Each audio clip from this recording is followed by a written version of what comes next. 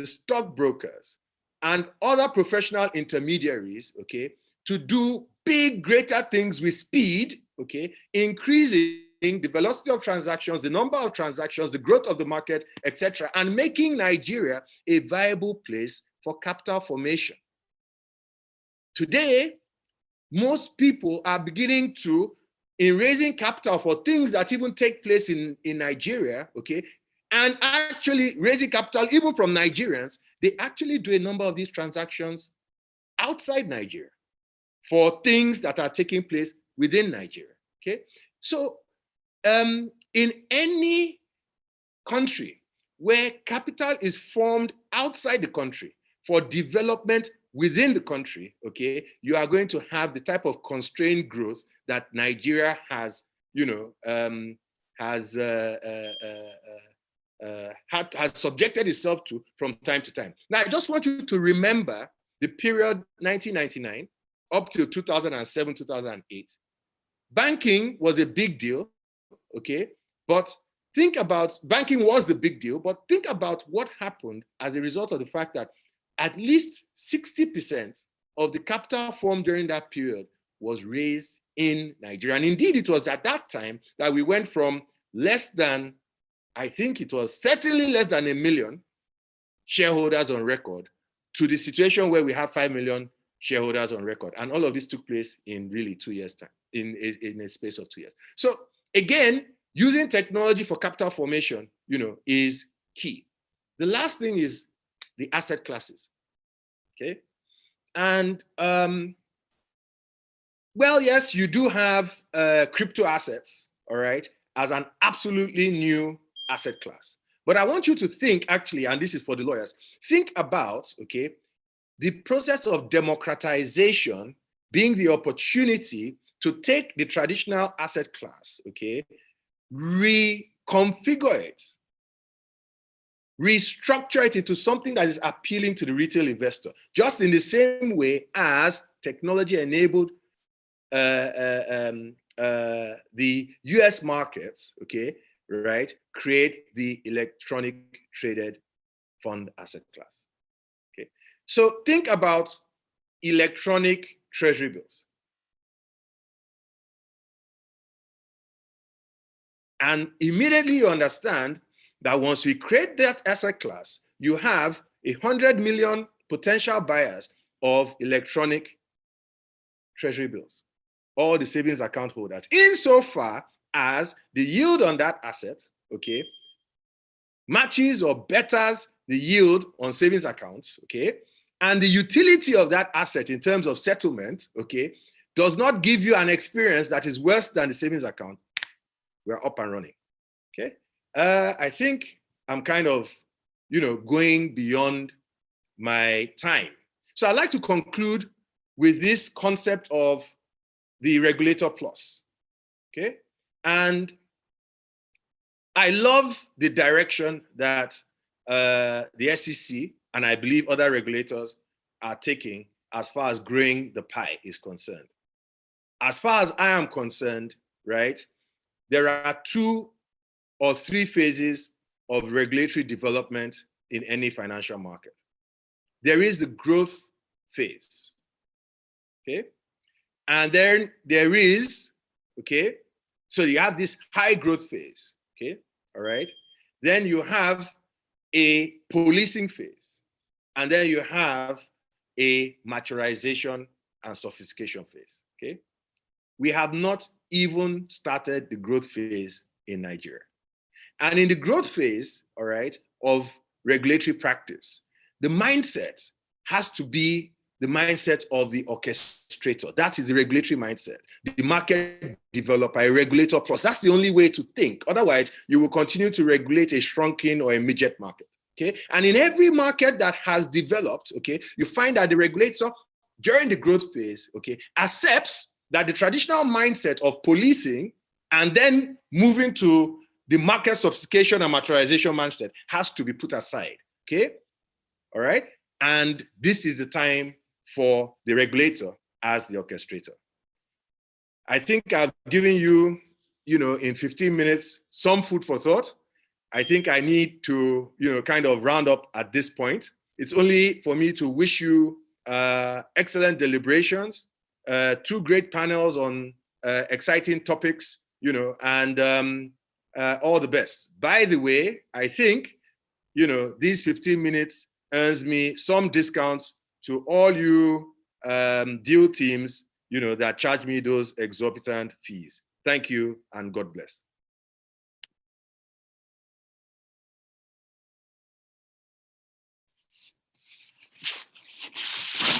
Very excellent opening remarks, which has set the tone for our discussions today.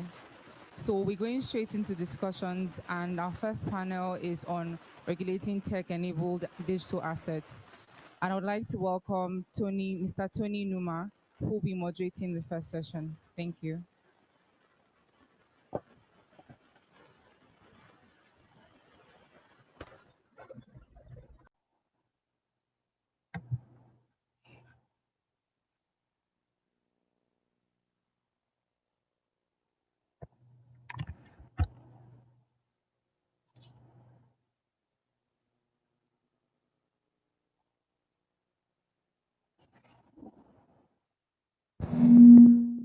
Oh, fantastic. Good morning, ladies and gentlemen. Welcome once again to the CMSA Annual Business Luncheon 2021. I won't go over the theme anymore because I think the previous speaker just did a very solid job in terms of setting the tone for this session. For the first panel session, we'll be speaking essentially to regulating tech-enabled business digital assets in Nigeria. And I'll just give a brief pause to allow our speakers, who are also our panelists for this session, who are joining us virtually, give a brief introduction as to their professional experience, as well as their interaction with digital assets and the capital markets space. But before we go on, I'll just introduce myself. My name is Tony Numa. I'm an associate at the law firm of Banwani Godalo, a tier 1 law firm in Nigeria. And my core practice areas include capital markets, mergers and acquisitions, and in this regard, I've advised on bond offerings, equity offerings, listings, and similar transactions. So I'll just pause there and introduce my speakers and our panelists who are joining us virtually. I'll just go around and start with Mrs. Zelda Akindele. Good morning, ma'am. Can you quickly give us a brief summary of your legal practice and experience, and also your involvement with digital assets and the capital market space?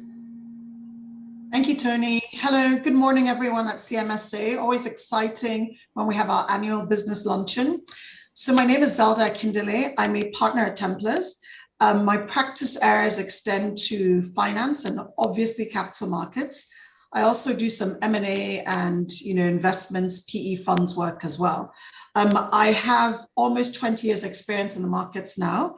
I have been working on capital market transactions for easily 15, 16 of those almost 20 years, and spent some of my professional career actually in-house at what is now known as United Capital. In those days used to be UBA Global Markets, an issuing house. These days, I am now very much involved in the fintech scene. It's a very exciting place to be, both in terms of capital markets and on the investment side. So I'm really looking forward to an interesting discussion this morning. Thank you very much, ma'am. I'll just call on Mr. Chimezie Chuta. Sorry. Hi, just checking that you can hear me. Okay, perfect. I'll just call on Mr. Chimezie Chuta to give us a brief profile of your professional experience, as well as your experience and expertise in the blockchain and digital asset space. Okay, good morning, everyone. Thank you so much for joining, everyone joining from different parts of the world.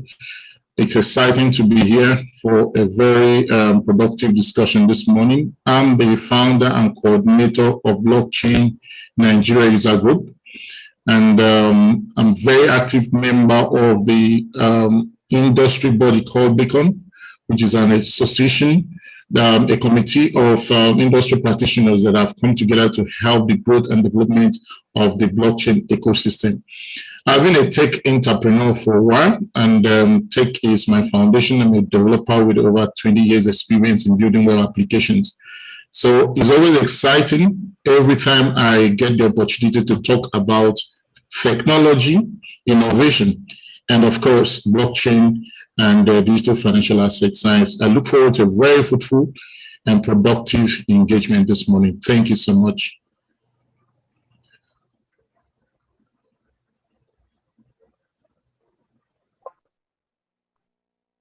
Thank you very much, sir. I'd like to call on Mr. Efiok Ekbayong from the SEC. Just give us a brief profile of your experience and then your involvement in the digital asset space and the capital markets. All right. Good morning, everybody. Good morning, Tuba. Thank you very much.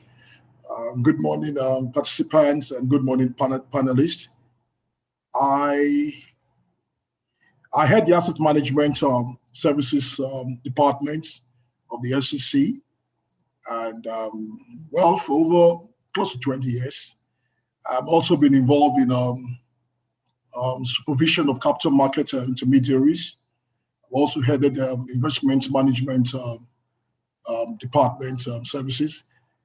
My involvement with digital assets has been from 2017, well, when the commission started the what we call the sandbox at that time. Well, it was basically when you have an assessment form, and then subsequently after that, we had engagements. I was a member of a panel engaging fintech companies, and then responsible to also structure them in terms of being able to fit the regulatory profile. So that's the reason why I can have it. Very key to that was is Cowrie, I think, yes, Cowrie, the first fund management company, fintech fund management company, which we helped structure them to fit the regulatory profile. And they already having a license with the SEC right now. So that's the extent to which I'm involved in digital assets. Thank you very much. Thank you very much, sir. Last but not the least, Mr. Tosin Oshibodu, the CEO at Chaka. But first, I'd like to just congratulate Chaka for getting their fintech license as a dealer sub-broker. Congratulations to them. So Mr. Oshibodu, please just give us a brief profile of your professional experience, as well as your involvement in the fintech and digital asset space. Sure, and thank you for having me. So my name is Tosin Oshibodu. I'm CEO and co-founder of Chaka. So my professional experience, I'm an engineer by training, a systems engineer. I'd worked in payments, e-commerce, ad tech, and more in the data engineering side of things. I got into capital markets through, used to build trading bots and still do on an amateurish basis, and got to understand the infrastructure in place. The mission behind Chaka is that over the next decade, people and paper will be less important to the operational functioning of the capital markets, and it'll be more about technology driving this, providing more access, lower costs for more people. We're very passionate about that future for Nigeria, making the capital markets more accessible, and for Africa. And that's a big part of our mission at Chaka. We're also very fortunate and are very pleased that we're the first fintech license from SEC in the digital sub-broker category, and that we are aligned with SEC's mission there as well. Thank you very much, Tosin. I think what we'll do is just dive right into the session. As you can see, we have a very wide range of expertise across the board on this panel. I'll just first start with Chuta, if you can help us just first break down what blockchain is, what digital assets are, and how we're going to be speaking through that. Because as you can imagine, this is a digital context that a lot of people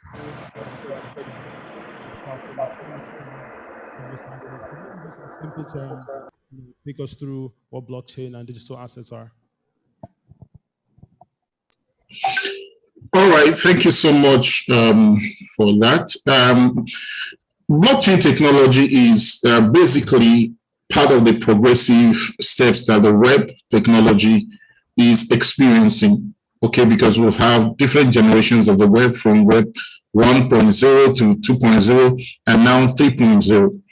Now, what it's basically is they're bringing in a new type of layer of storing data on the internet. Now, traditional internets are known to store data on centralized servers, and centralized servers have a lot of limitation when it comes to managing trust and then controlling the availability of transparency in transactions. And we managed centralized systems for a while, but of course the web needed to upgrade, the web needed to mature, the web needed to incorporate some other things that will make it even much more interesting to use. And so that's where blockchain technology came in. Now, over the past 15 years or thereabout of the web, there has been this problem of double spend. In other words, when you are using carrying out a digital transaction over the web, there's always a tendency that someone could spend a particular asset more than once. So it's called a double spend problem. And there's no other way that problem was solved until 2010, when Satoshi Nakamoto released the Bitcoin white paper. And he defined in his first paragraph that he is proposing a P2P payment system, cash system to be specific, and it will solve double spend problem. And he proposed a system where there will be a distributed database where users have to have a system or agree on how records can be put on that database and be distributed and broadcasted to different peer groups. Okay, and that is actually when this technology was birthed. Even though in the white paper there's no mention of blockchain technology, but the understanding of the P2P distribution of the database in such a way that each of the transactions are added in blocks over a certain period of time is actually what came to be known as blockchain, and it's a technology of trust. Now, for cryptocurrencies, you know that I've already mentioned in here that the problem was solving the double spend problem. So traditional money stored in ledgers, in bank vaults or bank central servers, are not reliable when it comes to enabling trustless transfers. So it needed a system where you could use cryptography, which is the technology behind cryptocurrencies, to protect or encrypt the transactions and make it such that when you send it out, you can no longer own it, you can no longer hold it. And that's really a breakthrough. I mean, if I send you a copy of my photograph from my laptop, I still have a copy. But there has never been any technology before then that made it possible for you to move a digital asset from your possession to another entity, and you completely relinquish ownership and control of that asset. And that is the technology behind cryptocurrencies, and it is what is making it unique, is what is making it completely revolutionary, and it's the reason why it is completely disrupting the financial services system. I hope that gives a little bit of background with that. Thank you so much. Chimezie. I guess for our listeners, that kind of gives a very good summary of what we expect to discuss throughout the course of this panel. So in summary, and just chipping in, that essentially means that blockchain is a form of technology that allows a decentralized ledger for storing data, and that's been adopted to a number of other technologies. So I guess one of the more instructive points on this agenda would be the SEC statement that was issued sometime September 2020. I just want to call on Zelda to take us through that statement. I know your firm, Templars, had written an article on this, and I know you were very instrumental to that piece as well. So just to take us through how we see the SEC statement on digital assets, and how we see things moving forward as this market and this space continues to develop. Sure. Thank you very much, Tony. So the SEC statement was actually very welcome, right? You're right. We did talk about it a lot because for us, we saw it as much needed clarity in the market, because if there's anything that this space desperately needs from a regulatory perspective, it's been clarity. Okay, so for us, when the SEC statement was issued, it was hopeful. It was very welcoming. You know, it classified different digital assets. It sort of set out for us, you know, what regulations, what parts of the SEC rules would apply to them. So it gave people in the market a sense of, okay, if I'm going to be doing this, then I definitely fall within the SEC purview, within the SEC, you know, ambit. And this is what I need to do in terms of getting licensed. This is how I'm being regulated. So it was a very welcome development. Unfortunately, there were then, you know, other market developments that kind of cast a shadow over that very welcome issuance by SEC. Of course, everyone will know that I'm referring to the CBN letter of February, right? Because like I said, the market felt that the SEC statement on digital assets in September was going to allow us to finally move freely, move ahead with, you know, setting up institutions, getting licensed, transactions, all kinds of things. And then less than 6 months later, about 4 or 5 months later, the CBN kind of, you know, issues a letter, which they didn't say was a prohibition. They told us it was a reminder, right? So CBN comes out and says, we're reminding you, FYI, banks and other financial institutions, you cannot be involved in cryptocurrency transactions. Okay, and that really did sort of cast a cloud because it left the market wondering, well, where does that leave us? Because SEC has kind of identified the different classifications for us. We were just on our way to understanding how we need to get our licenses to operate. And as everybody in this panel knows, it's a very fast moving space. You know, it's not a space that it takes, it's a rapid time to market, the fintech space. So it doesn't take, you know, 1-2 years to bring your project to market or anything. It's the licensing, the regulation part that can actually, and I think Tosin, you can attest to it, that's the part that can actually take some time, you know. So when that CBN letter came out, it kind of left everybody wondering, because prior to the CBN letter, it's correct that CBN did have that policy where banks couldn't transact in digital assets like cryptocurrencies, but the market understanding had been that banks can't hold them for their own account, not that such transactions and trades can't pass through the Nigerian banking system. You know, now, since then, the SEC, you know, attempted to sort of clarify things for us. There was a press release in response to that. And obviously, the SEC and the CBN are independent regulators, right? So it wasn't necessarily that the CBN letter invalidates the SEC statement, not in any way. It doesn't. They're independent regulators. And I think the SEC press release said as much, okay?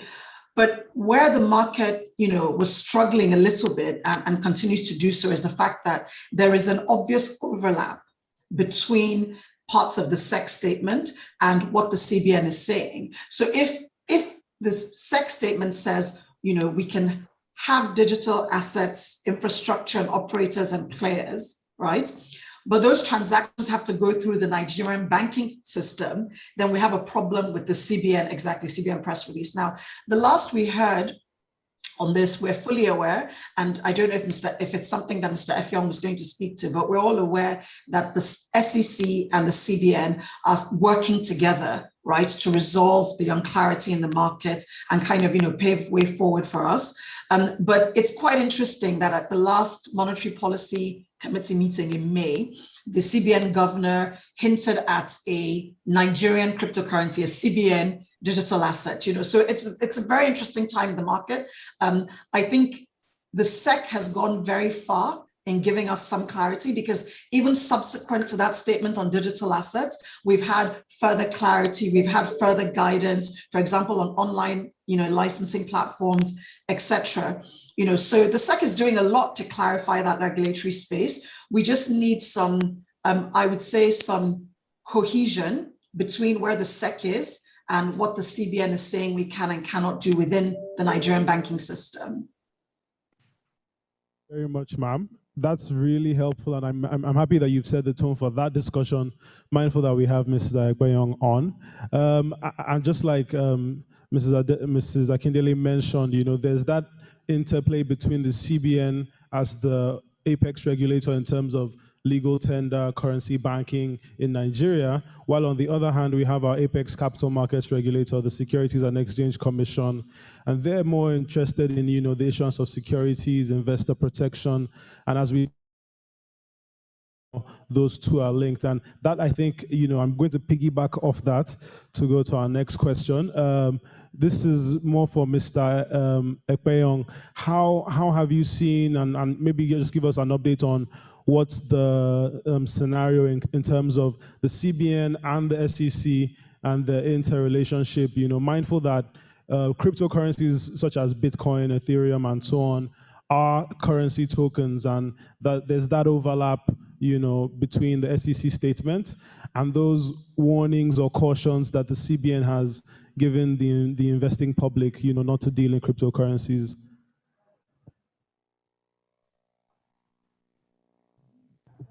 All right, thank you very much.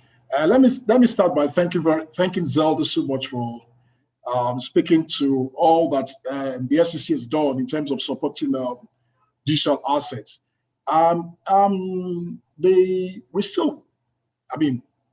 Practically and realistically, the two regulatory bodies will have to work together.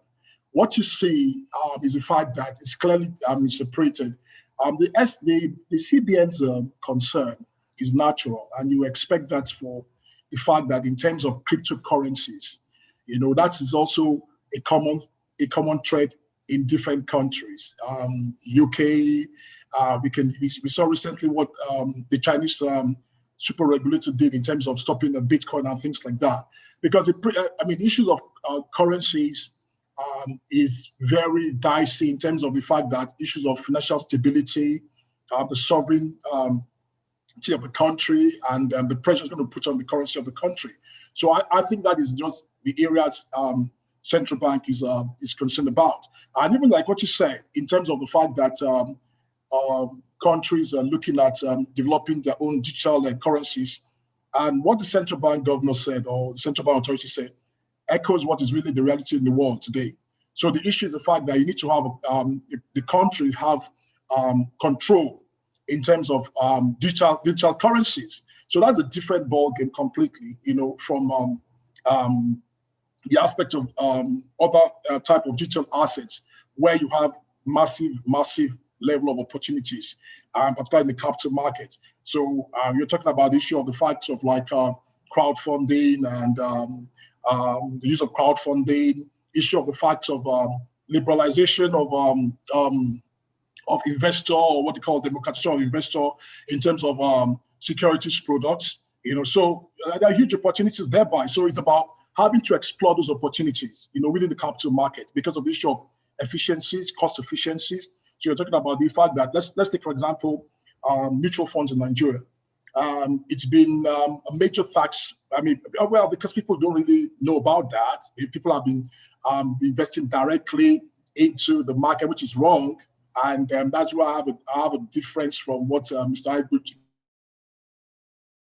Basically, retail investors should go through mutual funds, and even digital assets like robo-advisory allows that. So robo-advisory will link based on your client profiling, will link you to exchange-traded funds and mutual funds because of the issue of diversification and things like that. So in terms of digital assets, the SEC is very clear about that, and that's why you can see for the fact that we have Chaka registered, we have Cowrie also registered, and we've been talking to a lot of them, and we've also had to explain to them, and this is where also your role will also going to come in terms of structuring. There's nothing new. It's just about technology. So just bringing about technology and replacing paper and people and stuff like that. So that's just what it's all about. So we are pretty on the same page with the central bank. It's natural that they're going to be concerned in terms of the fact of what the currencies, the risk it bears to the country's sovereignty and financial stability. Thank you. Thank you very much, sir. Thank you very much for that. Mindful that, I think for the SEC, one of the major issues would be investor protection, as you just mentioned, and ensuring that the participants in this market are very cautious about how they're trading in these assets. I'm happy that yourself and Zelda touched on the CBN's plans to launch a coin, as we've heard in the news, by the end of this year, and how we've seen, in fact, other countries, I think it was El Salvador, adopting cryptocurrency or Bitcoins as legal tender.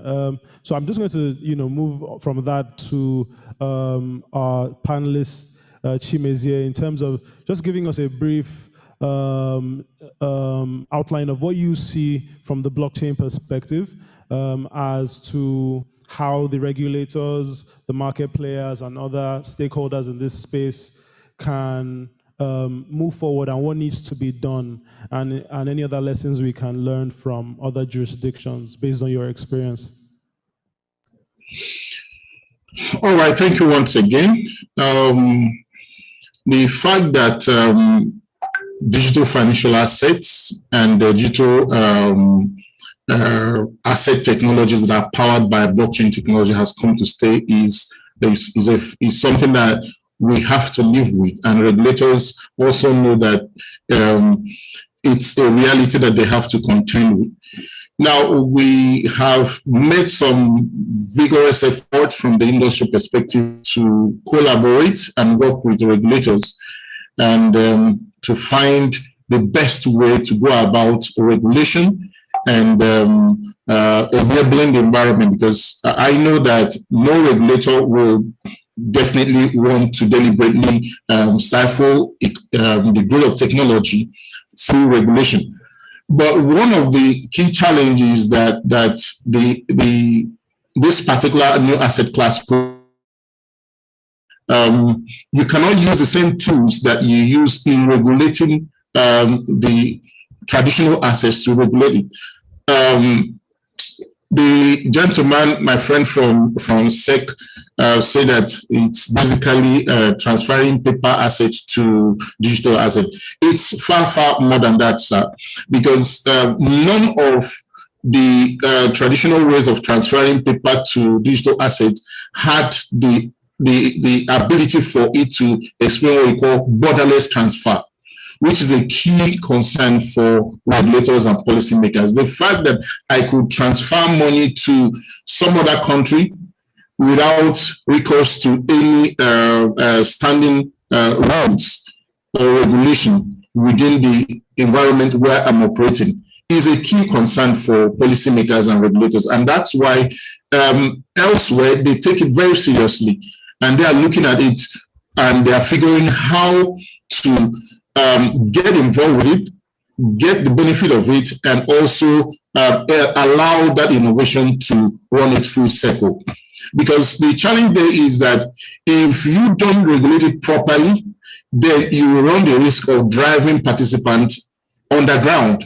Okay, and of course, the pain of having a black market for Naira exchange rate, and it's still causing huge pain for the economy today. I mean, the economy bleeds through that open door that the black market operators are using. And we can't allow this new technology to have that same experience. And that's why it calls for concise and deliberate regulatory models that is suitable for these specific kinds of assets. Now, I know that when you use the word cryptocurrencies, the currency part, jostles regulators and policymakers because they think that this is money. But money is basically anything that we agree within ourselves as individuals or community that it's money.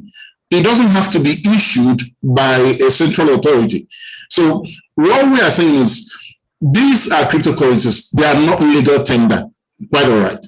So you have to manage them in a way that it will not, drive the participants to go underground. And you have a lot to benefit as regulators and policymakers. I mean, we are looking at various options that we can use to attract investment. And this technology in itself has the capacity to revitalize Nigeria's economy, because we are looking at almost a $3 trillion industry, and it's not fair to want to exclude the citizen of your own country from that commonwealth. I mean, I think it's the true commonwealth. That's what blockchain technology provides. It provides true commonwealth where anyone can plug in and have opportunity to participate in that market. Yes, because one of the keynote addressees said when he was making his keynote, because the blockchain technology enables retail investors or retail traders to participate without the regulatory oversight of different agencies that normally control the regular capital market operators, then it becomes too risky for people who are not very knowledgeable in that particular industry. And that's where the concerns are, because a lot of people FOMO in and they lose their money and they don't understand the difference between what they are buying and what they are supposed to buy, and there is this concern. But again, it's education that will solve that problem, not a blanket ban, not a restriction of service. It's education. Awareness has to be raised. I mean, these agencies should be in the forefront of doing what we, the industry professionals, have been doing over the years, educating people, creating awareness, raising the bar between the ecosystem to make people discuss these things in the open. I think that the SEC Nigeria, Central Bank, and NIDA, all of them, all the regulatory agencies, they should be in the business of educating the public, not necessarily issuing warning signs from time to time. Thank you very much for that, Chimezie. Thank you so much. And I think a number of things you touched on from the other concerns, from the regulatory aspect, from the investor protection side, even from the NITSDA data protection angles and whatnot. I think we'll touch on those issues as we go further down in the panel. But just moving to Tosin, how would you say that the current or the existing legal framework is working on a day-to-day operations basis? I know you're largely involved in the fintech space, and you're very involved in how these regulations and statements are affecting your businesses and businesses in your position as well. How do you see those regulations, whether they, in terms of how they suffice for your day-to-day operations of your company? Yeah, thank you for the question. So right from the start, we've taken regulation.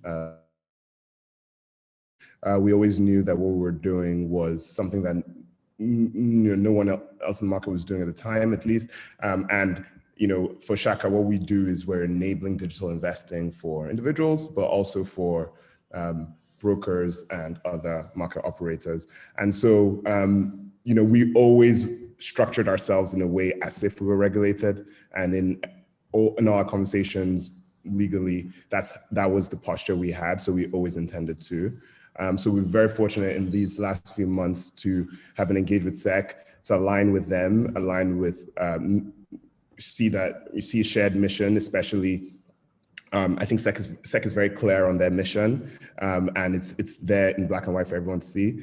And for us, our mission of enabling more retail investor participation, of financial inclusion, so making it easier for people with less to get involved in the markets, and of making it easier for global citizens everywhere to be able to access the local markets as well. So for us, that is something that's very, very core to our focus. We have the requisite legal representation. We have officers who are dedicated to ensuring that we stay compliant and that we're proactive about anything that needs to be declared or released or shared. So for us, we've always been structured to be regulated, and I think we've just now doubled down on ensuring that we're going to meet not only the letter but the spirit of SEC's laws. And even besides the legal aspect, because we just like with any kind of deal or partnership, it's one thing to assume you're going to be in court and to start parsing laws, but then to say where is actually the shared mission that you're headed to, and how do you align to make sure that that's the same place. I think that allows everyone to see the bigger picture as well. Thank you very much, Tosin. And I think something that Tosin says is really instructive in terms of having, ensuring that you have sufficient legal representation whilst and before, in fact, before entering into the markets, particularly for fintechs and other technology-driven companies in this field. So similarly, my firm has been called on to advise on these kind of matters, you know, at pre-operational advisory steps. And I'm sure Zelda has also had, you know, one or two reasons to reach out to prospective clients and explain to them how these legal regulations in Nigeria would affect their businesses.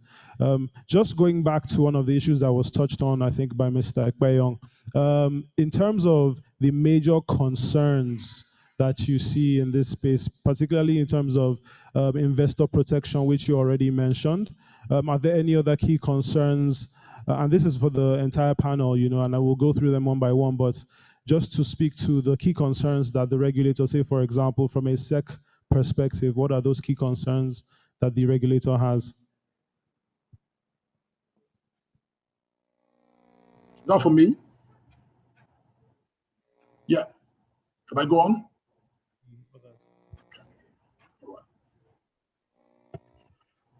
Okay. Am I audible? All right. Well, the key concern the regulator has is well, the fact that issues of crypto security, the risk, for example, in terms of the digital space, and so like just like you're going to have any other regular firm, what risk mitigation do you have in terms of those operating structures and systems and all that? And then, so what securities are you going to put in place to mitigate against cyber risk and things like that? Then there are also issues of anti-money laundering risk, terrorist financing risk, and things like that. So then also too, in terms of like, I like what Tosi said, having to be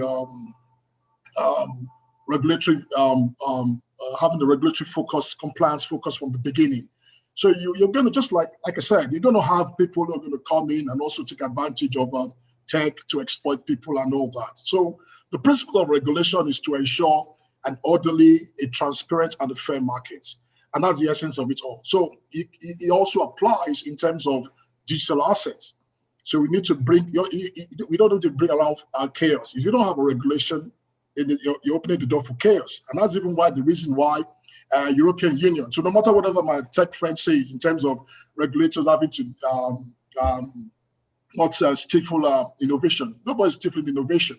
For example, the EU Commission, for example, has a regulatory framework being put in place called Market in Crypto Assets, MiCA. So MiCA is an equivalent of a market in financial instrument derivatives, MiFID. And they're working on all that too, in terms of having to ensure that the right people are there and what are the risks, identify those risks. And that's what regulation is all about. And then ensure that adequate mitigation are in place for the risk. Without any doubt, and all countries will also again exploit the opportunities, like I said earlier on, in terms of what digital assets hold and provide. And that's the way to go. But in doing that also too, you also have to ensure the fact of the integrity of the market is in place, and also ensure the fact that investors' protection. Now, let me say this finally. Now, even if you have, for example, market trading that is based on, let's say, for example, a robo-advisor, and you can have a robo-advisor in place that will have, maybe have a client profiling for maybe HNIs, and the tech will be different. Not that about the tech, even if it's just, you're going to say across the board, the profile and investment objectives are the same thing, but technology might be different. And these are things, issues of glitches and all things like that. And we need to look at that and see the fact that sponsors of digital assets have put in place every mitigation against, they've also identified the risk, because it's one thing to be a tech person, but it's a different thing entirely for you to understand the financial market. That's the fact. So you need to know that. So it's not about just being a tech person. You need to understand the market, the way it operates. And that's the reason why, again, I'm going to go back to saying to commend Tosi for what he's doing in terms of speaking to the regulators, speaking to the lawyers like you guys, and having to frame whatever you're doing within the ambit of the law. So it's not all about tech alone. So that's all I can say. Thank you. Thank you very much, sir. That was very insightful. I'll just hand the topic to Zelda.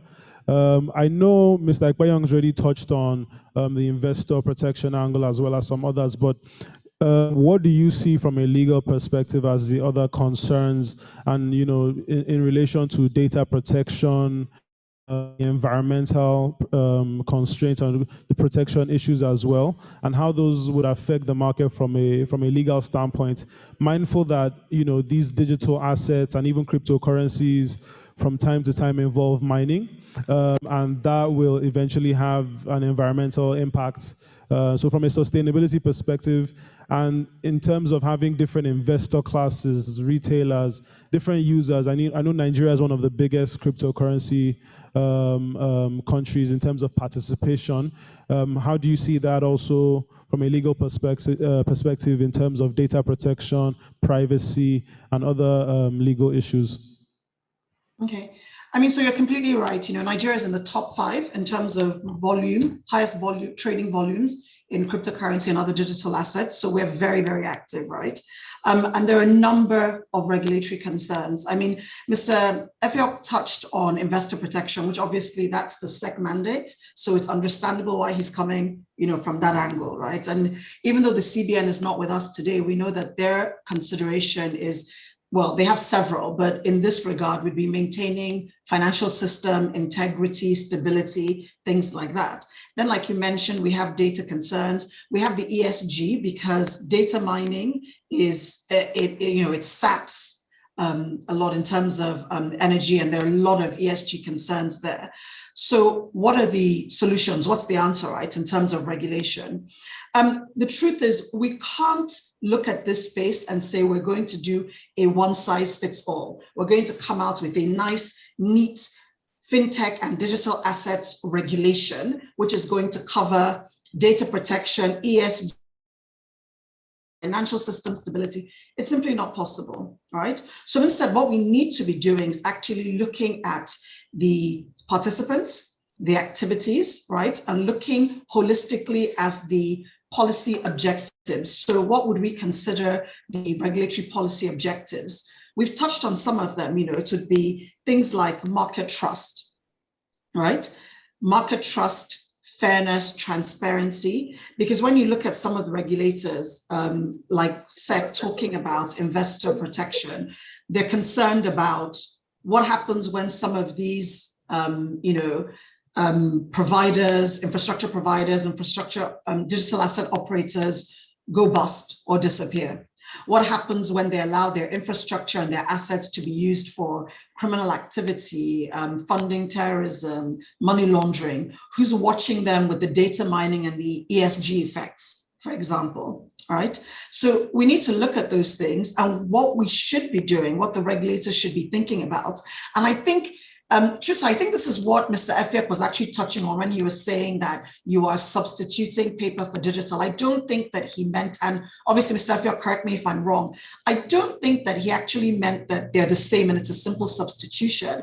I think what he was trying to say is that in the context of regulation, we have a lot of regulations that address these issues already. What we need to be looking at is where the digital assets, their infrastructure, and the operators will fit in. And I'll give you a couple of examples. Tosin is here. We're all congratulating him and Shaka. They've just been given the first digital sub-broker license.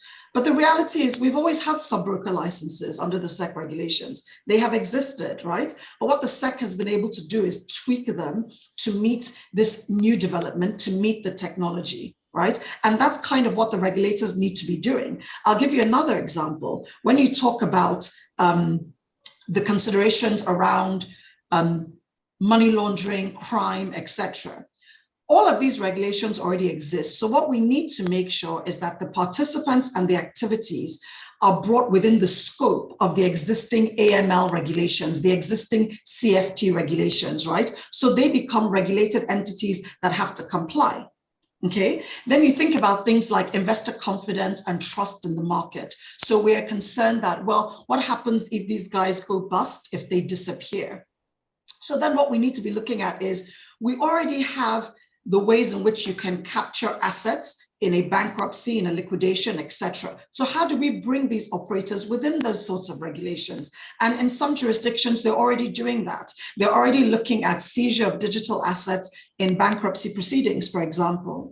So the truth is, we don't have to walk very far in terms of regulation. What we need to do is think wider, think deeper, and more importantly, collaborate with the actual players, right? So, I mean, we're lawyers, we're regulators, we're not necessarily tech guys. So it's fantastic, for example, that we have Chuta and Tosin here talking to CMSA today. We need to be doing more of that because that's going to give us a deeper understanding of how we can use existing existing regulations, right, to manage this space, and also where we need to plug those regulatory gaps. That's really what it comes down to. Thank you very much, ma'am. And I think one very instructive point that Zelda just raised is around the way that all these concerns, all these issues around how these digital assets would function, how to tax them, how they impact the environmental dynamic, how they would affect data protection. These are all things that must be thought of holistically, and there's not going to be any one size fits all or one document, encapsulating all these issues. Even from a data perspective, the data protection, I beg your pardon, perspective. For example, our firm, Banwani Godalo, we're licensed data protection, DPCO, I beg your pardon, data protection compliance organization. And as part of our functions, we undertake data audits for companies like that would be running some of these operations, some of these fintechs. And so it's also key, and I know Tosin mentioned it earlier, it's also key to make sure that all the different facets of the work stream and the value chain for these companies is covered. I'll just go actually to Tosin now. What seems to be, from your day-to-day in the fintech space and the digital asset space, what seems to be the major concern for you, for your company, in terms of the typical operations? I know Zelda has actually touched on one of the very fundamental ones, which is AML, anti-money laundering, anti-terrorism, and how that requires a vigorous KYC process. But just over to you in terms of what seems to, or what appears to be the biggest concerns for companies like yours. I think that's a really good question. It actually speaks to the other side of the issue there. So, doing, and at Shaka, we do the KYC checks extensively that are regulatorily required. And that process obviously has been audited and shown to be sufficient. And we then work on making that more efficient for the user. So as an individual, if you wanted to buy Dangote tomorrow or GT Bank or Zenith, and you didn't have a brokerage account, the steps you would have to take to get into the market to still be able to make that buy at the time you wanted to. And the speed at which that would happen may still be too slow for the actor to get in at the time they needed to. I know there's a big area of innovation for CSCS, and they're doing a lot there. And same thing for NGX. And I think SEC has already provided even some regulatory frameworks for this. So I think the operational reality of making that as short as possible, while still making the checks as robust as possible. And I think that's where technology is most helpful, right? You can still do a very extensive background check with somebody. And so to what degree can we do that in a very short amount of time and get them into the markets, or reject them from the markets as soon as possible, such that that individual can get into the markets and still take advantage of the opportunity to buy in because they saw an opportunity in GT or in Dangote or in Zenith or in whatever stock that they were looking to buy. I think that will, just let's call it like that's how wide the door is, so that an impulse can become you're enrolled, because once you're in the markets, any future impulses you have to invest, it's then just an action away. And so there are a lot of people who have been intending to for days, weeks, months, years, and you just need someone to push them over sometimes. Like if it's a cousin or a friend and you're like, buy this thing, try your habits. That level of accountability might be the difference between them getting to the market. But just making that friction point smaller. And I think Mr. Obisona's keynote spoke to this, and so did Mr. Agimokode as well. So what that really I think highlights is that I think a lot of innovation there would drastically increase number of retail investors that would participate in the markets. This isn't even conjecture. This has happened in India. When they have an ADVAR, which is, I guess, somewhat similar to BVN, NIN, and civil identification schemes. And when they adopted that in the capital markets, I think it was rolled out maybe late 2000s, the ADVAR, and it was adopted in 2014, 2015 by the capital markets in India. You just saw brokerage enrollment numbers just go through the roof because, as an individual, you enter your identifier, all the requisite information is provided. Of course, this speaks to the importance of data protection and handling. And then the individuals in there very quickly able to then make a decision. And in the future, they're already enrolled. So I would say that's probably the thing we spend most time thinking about, is how we can, on our end, operationally reduce that barrier, but also, of course, advocate for that with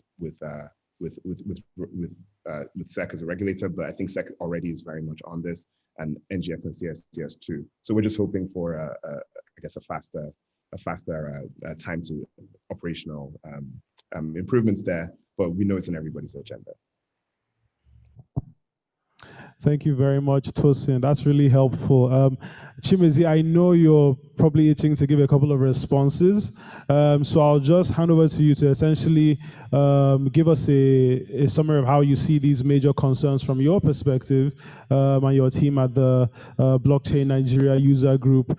Like Zelda mentioned, we're the lawyers, we're the regulators, the other stakeholders in the game, but you seem to, companies like yours and Tosin's actually have their skin in the game from a technological perspective as well as operations. So what are the key concerns for you and how you see the existing legal framework affecting that? And please feel free to respond to the earlier comments that were addressed for you. Thank you. Okay, thank you so much. Fortunately, I was a member of the SEC-constituted Virtual Financial Asset Working Group to help draft regulatory framework for the industry. And we worked in that committee for over 6 months to 8 months before the report was finally delivered to SEC and the Capital Market Committee. Now, one of the terms of references that was given to the committee was to look at the current anti-money laundering laws and KYCs that exist and how they can be onboarded to blockchain-based crypto asset-based companies that are offering new services and products. And we did make the advice because we didn't make, the committee was not meant to tell SEC to do. What we do was more like suggestive. So we suggested that since there are current AML rules and there are current KYC, know your customer rules that are existing, and the same should be applied. And that the exchange operators, who are the key entry point and exit point for digital assets, should maintain strict adherence to these rules, because it's almost impossible for anyone to be able to perpetrate any kind of crime using these exchanges without the exchanges knowing, because they are the primary entry points and the primary exit points. Now, you know that I don't want to indict any institution, but we know that most of the concerns that we have about money laundering and financing, illicit finances, or whether it's terrorism or any kind of thing, is actually done through traditional banks and traditional banking systems. And we know that the buck stops in their court, because if the agencies really want to press on compliance, then they will get to the transaction trails which the banks actually possess.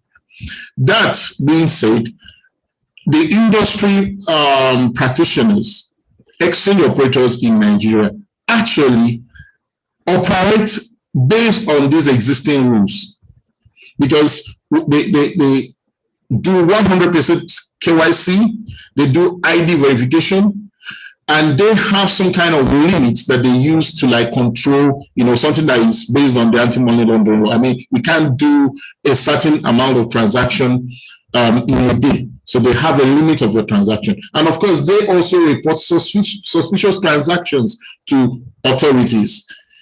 And they also keep the records in case those things are demanded. So I think by and large, we have gone beyond these as impediments for this industry to move forward.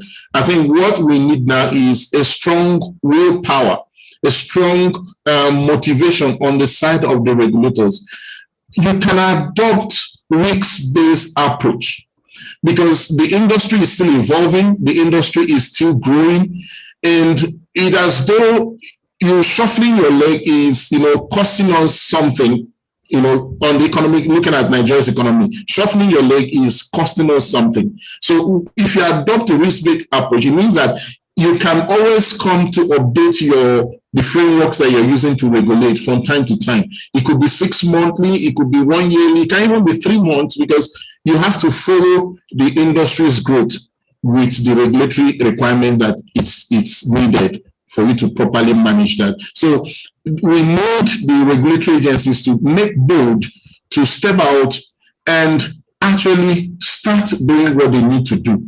We're missing a lot of revenue that should come from licensing.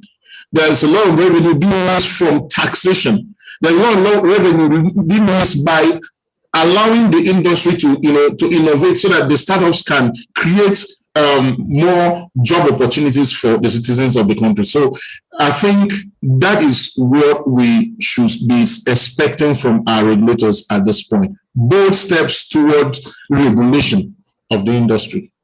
Thank you. Thank you very much, Chimeze. And I think as we have seen, and I think Mr. Ekpeyong touched on this earlier, and I'm sure his team at the investment management department in the SEC would largely, moving forward, be evolving, more often involving all the relevant stakeholders. That's the market participants, the regulators, CBN, and all the other players, as they go on to develop more regulations that would govern this sector.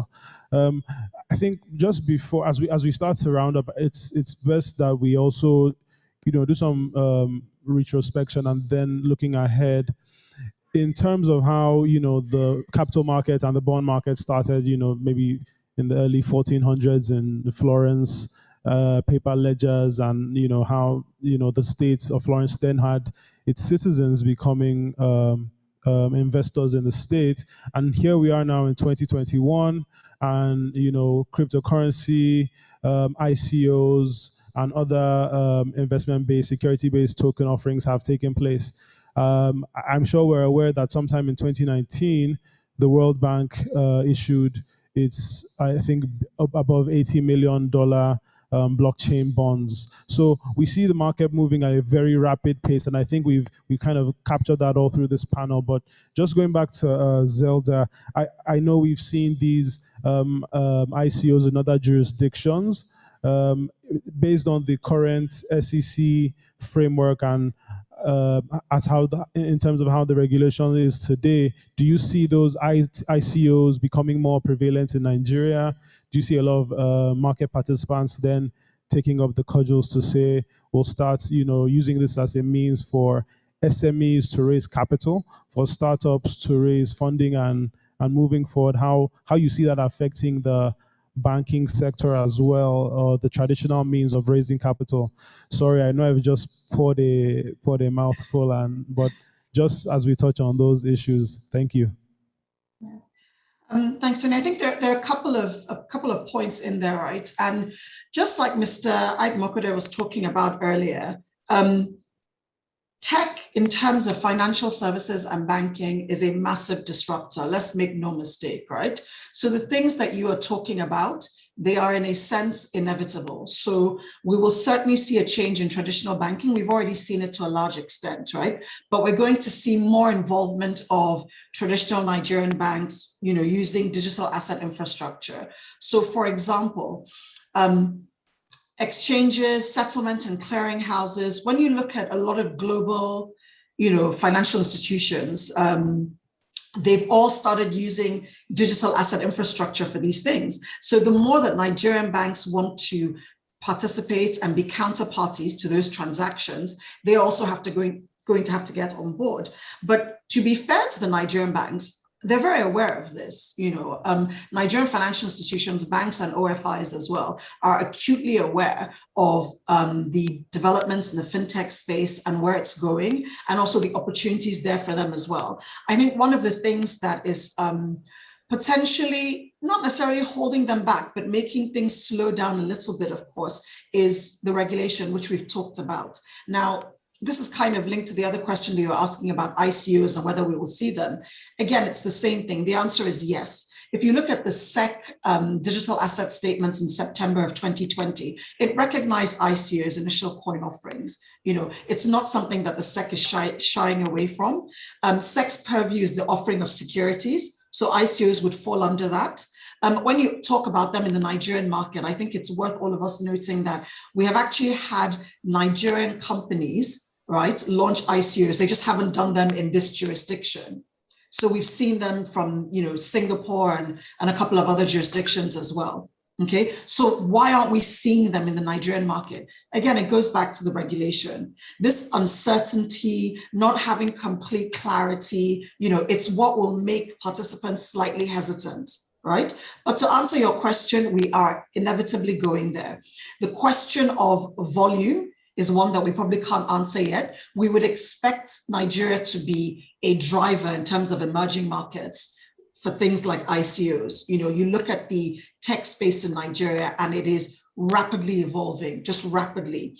And because it's evolving in that way, the capital markets, we need to meet that demand. So how are we going to do it? These are some of the ways, some of the things you're talking about. So the answer is yes, we're going to see more digital asset infrastructure, more ICOs, more of this kind of play in the Nigerian markets. The question is just whether the regulation will allow that rapid time to market that we need. Thank you very much, ma'am. And just piggybacking off that in terms of the speed at which the operators in this space intend to move, Tosin, how do you see, this is where we are today. Where do you see this market for companies like yours 5 years from now? And what do you expect to see or hope to see from your regulators in the medium to long term? Yeah, so our mission is to, as we mentioned, is to accelerate the digitization of financial markets here, and which will make it more accessible to more people. And we believe very strongly that's going to create some domino effects. So the first is that we do believe that there's going to be a lot more retail and a lot more participants in the market. We think that this accumulation of capital that will come in will then put a lot more of a flywheel to help encourage more promising companies, young as well as more mature, obviously in line with listing requirements here, to see the public markets as more desirable. So we're very bullish on the public markets here becoming more desirable for more and more companies, obviously in line with regulation. And this is not, nobody's working against this trend. Everybody's working towards this trend. Regulators are working towards this trend. And so we see that there's going to be a lot more improved collaboration in hitting some of these kind of goals. I think when you look 10 years into the future as well, something that we expect to see is financial literacy is going to be way higher, both due to efforts that players in the markets have, also due to efforts from regulators and market-wide participants like NGX and CSCS, but then also due to just the rapid dissemination of information. So a lot of people just have a lot more ability to get started learning more. So again, we expect to see more participants because all these trends are pointing to it becoming easier, people become more knowledgeable to participate.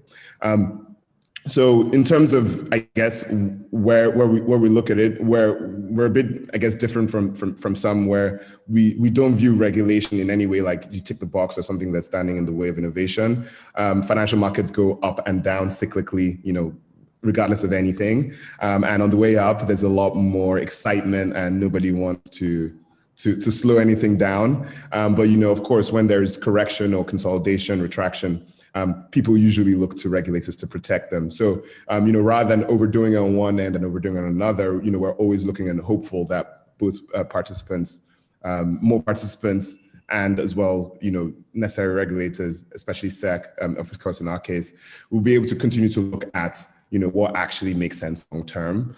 So not overreacting to short term things, either on the regulate less, regulate more, or on the upside or the downside. So we expect that over time, there's just going to be more clarity across all these new innovations. I think Zelda's point about the speed is so key. So, the more collaboration there is, the quicker everybody can get on the same page, the quicker regulation that works for everyone and enables innovation can come to market. I think there's a lot of history if we're looking at it from regulators to show that calls that have been made that enable innovation, it's right there in precedent. So I think it's just when you're in the mix of it, you're obviously hoping for it to come sooner than later. So if you're going to fast forward 5, 7, 10 years, I would expect a lot of these matters we've talked about to be settled. Maybe we're talking about new kinds of matters for the innovation of that time. Thank you so much for that explanation, Tosin. And I hope as all our participants are on, the relevant stakeholders and the regulators, I will go to Mr. Ekpeyong shortly. These are the expectations that I'm assuming a number of big players in the market expect to see as well. Just for Mr. Ekpeyong, I'm sorry to put you on the spot, but what do we expect to see from the regulatory side, from the SEC, in the short to medium term? Just give us 2 minutes and let us know what we should expect to see from your end.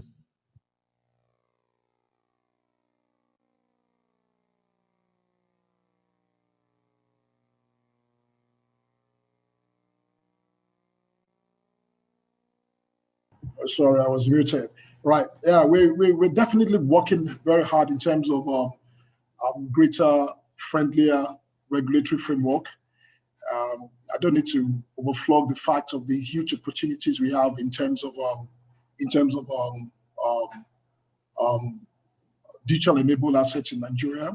And I belong to the Rules Committee. And so we've always had a history of collaboration with Central Bank. We had a collaboration with Central Bank in terms of trying to bring out rules for forex trading. So there is already that relationship with Central Bank in that regard. I will continue to work in that relationship with Central Bank, even in terms of digital assets in Nigeria. And the issue there is having to be nimble and fast about that. And so that's it. We're through with our regulation on our rules. I think, I don't know if it's been released, our rules on robo-advisory, and we worked on that. You also know about the rules on crowdfunding. And so these all point to the fact of the SEC's continued support in terms of bringing our regulatory framework in that regard. And we'll keep on doing that. It's basically what you see in every other jurisdiction, the FSC, UK too. And I've also been working, but all the countries are careful, and regulation is about having to bring out what fits your jurisdiction to the peculiar jurisdiction too, and the opportunities thereby. So I can assure you with the fact that collaboration with Central Bank has always been, as has always been with the SEC, is going on, and will also continue in terms of digital assets and the way forward. Thank you very much. Thank you very much, sir. True to facts, we do see those regulations coming out from the SEC. I know recently we did have the SEC rules on crowdfunding. And in fact, firms like ours at Banwa Nigodalo were advising our clients and called on to advise them in connection with, say, for example, the establishment or registration of crowdfunding intermediaries and other players in that space. So I do hear you, sir, and we look forward to seeing the developments that the SEC will continue to make in this space. Just as we round off, just one more minute. Chimezie, do you have any final thoughts around how you see the digital asset space moving? Just in a minute, just give us a summary of the key issues that you expect from the regulators, the advisors, and other players in the market just before we close. All right. I and of course I represent an industry too, and sometimes when I speak more of an industry's expectation. We believe that blockchain technology and the availability of digital financial asset is a huge opportunity for Nigeria. I strongly believe that if we manage this right, if we handle it right, then it will help us solve some of the fundamental economic problems that we have. For instance, the concerns that was being raised about green energy in terms of mining of Bitcoin. Do you know that Nigerians are still flaring up gas worth billions of dollars every single month?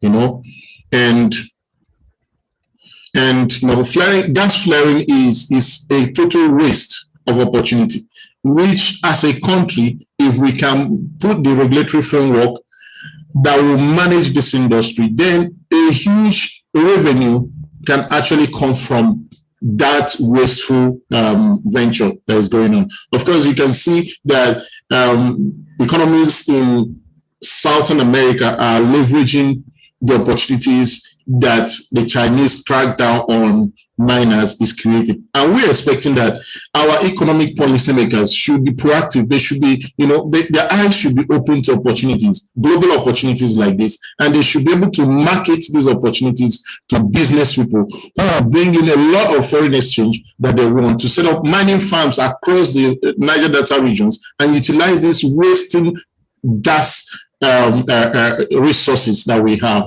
to turn them into economic gold mine for the country. So these are the things that we're expecting. We're looking at government and policymakers that are proactive, that you know, they are forward thinking, that have intention and the right disposition for the betterment and good of the Nigerian people. Thank you for your time today. Thank you very much, Chimezie. And that brings us to the end of this panel session.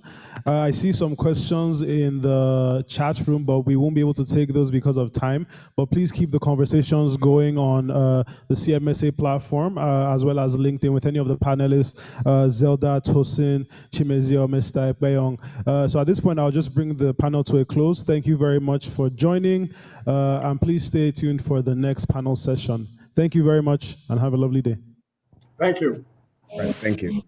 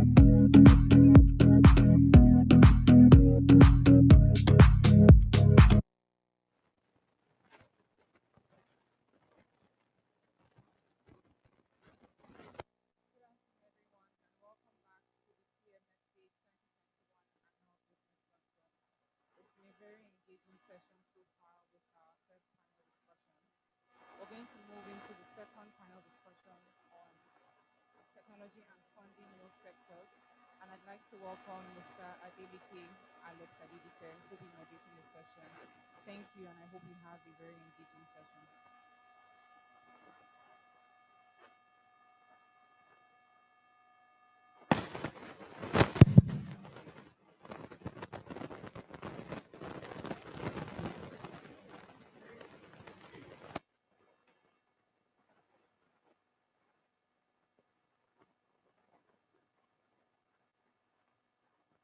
Good afternoon, everyone, and welcome back to the CMSA 2021 Annual Business Luncheon. I trust that we had a very engaging first panel discussion. So we're going to be going into the second panel, which will be discussing technology and funding real sectors. I'd like to welcome Mr. Adeleke Alex Adedipe, who will be moderating the session. Thank you, everyone, and I wish you a insightful deliberation.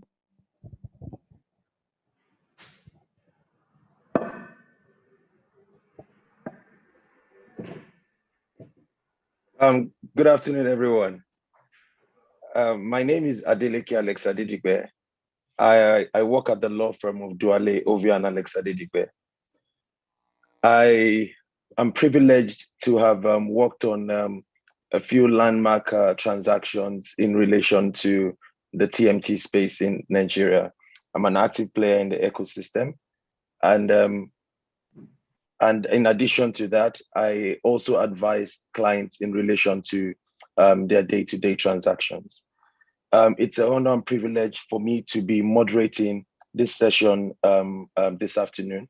I know it's lunchtime, but please bear with us and we'll try as much as possible not to take too long. I have on this panel, like I said, it's an absolute honor for me to be moderating and to have a panel filled with experience, knowledge, and a lot of resources. I will start by introducing each of the panelists, and I'll introduce them in a line and allow them to speak to what they do and a bit more about themselves in about 30 seconds to a minute. I'll start with Oguche Uguda, who is the CEO of Pension Fund Operators Association of Nigeria. Oguche is currently the CEO of the Pension Fund Operators Association of Nigeria. His role, he leads the efforts of a $28 billion in pension industry in Nigeria in engaging regulators, the media, and financial markets, and other stakeholders. Oguche, can you please speak a bit more about yourself in 30 seconds to a minute, please? Thank you very much. Thank you. Like you said, in my role, I try and lead the efforts of the industry in engaging various stakeholders. So the industry has various needs, and my role is to protect and promote the industry, but also to see how the industry can begin to impact on economic development, financial inclusion, and just general goals for the pension industry. Thank you. So thank you very much, Oguche. Next in line is Kevin Hills, who's a partner equity capital markets of Weber Wenzel. Kevin is a South African attorney and an English solicitor who specializes in corporate and commercial law. Kevin, please, can you speak more about yourself? Thank you. Thank you. Yes, so I'm a partner at Weber Wenzel. I focus in cross-border transactions and equity capital markets. I'm hoping to share some insights from down south at the tip of the continent and hopefully learn from my colleagues in Nigeria, already appreciating the energy and innovation I've seen on display today. Thank you. Thank you very, very much, Kevin. Next is Michael Nzewi, who is the managing director of Cardinal Stone Partners Limited. Michael. My name is Michael Nzewi. In my day-to-day, I lead the investment banking business at Cardinal Stone, and I also lead the management team. Essentially, we help Nigerian entities as well as multinationals raise capital in the market. We also help companies who are trying to expand either inorganically or organically to raise capital for organic expansion and to do acquisitions for inorganic expansion. So yeah, that's what I do day to day. Thank you very much, Michael. Thank you very much, Michael. Next is Eric Idiahi. Eric is the co-founder and partner of Verod Capital Management Limited, a private equity firm with over $350 million under its management. Eric. Thank you very much for the introduction. My name is Eric Idiahi. I'm co-founder and partner at Verod Capital. Verod Capital, we are mainly involved in private equity, investing across various asset classes in West Africa. Thank you very much, Eric. Unfortunately, we don't have Tinu Awe with us this afternoon. She just sent a message. She's unavoidably absent, and we'll just go straight into the business of the day. So the elephant in the room today with us is technology and funding real sector in Nigeria. And the conversation that the panelists will be having this afternoon will be centered around what are the options that are available. There's clearly a gap in funding real sector in Nigeria, and what options are available for us to do this? What role is technology playing in enhancing this funding gap, in helping us solve this problem? And what are the regulators doing? What options can we take from the likes of Kevin in South Africa, who can explain to us how this has been done in other jurisdictions?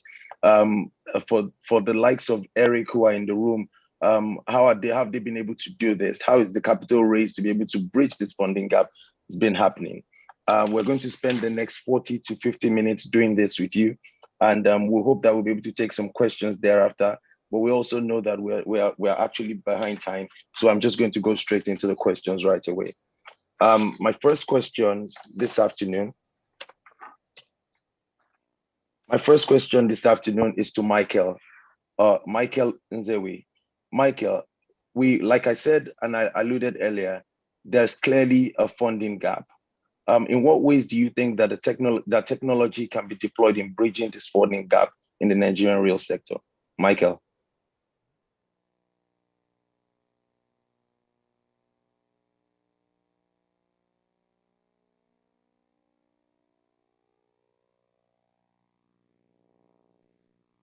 I'm sorry about that. I was on mute. Thank you very much for sending the first question my way. I think clearly there is a huge gap in the market in terms of funding needs. And obviously, one of the challenges we continue to have in the market today is how do we attract the right type of capital and at the right cost to be able to bridge this gap, right? So you find out that we at Cardinalstone are essentially a very traditional investment bank. So asset management, investment banking in the way it's been done traditionally. However, we are seeing the kind of disruptions that technology is bringing into the space. And we are moving very, very quickly to make sure that we adopt a lot of the new disruptions and opportunities we're seeing. I think having said that, how can we use technology to bridge the funding gap in the market? We see that in three buckets. We usually look at that in three buckets. The first bucket is how can we even use technology to improve what we do what we do today in the traditional way that we've been used to, right? So in the existing capital raising process, how can we use technology to improve that, make it a lot more efficient, and use it to attract more capital, and hence you're bridging the gap we have in the market. And we've done that in certain parts of the processes, and I'll give a few examples. When I look at the usual capital raising process we have today, there is a portion of it where you require the registrars at the end of the process to actually collate all the investors in any capital raising process, whether it's equity or debt. And we have found ways to create technology-enabled platforms to actually automate that collation process, which when I came into this market, that part of the process, we used to allocate about 2 weeks, for that collation. Today, it is done within a day or two, the end part of the capital raising process. So that's how we look at it. That's the first bucket, which is using technology to improve the traditional way we do things. I think the second bucket we like to look at is some of the disruptions we've seen in the market today, which essentially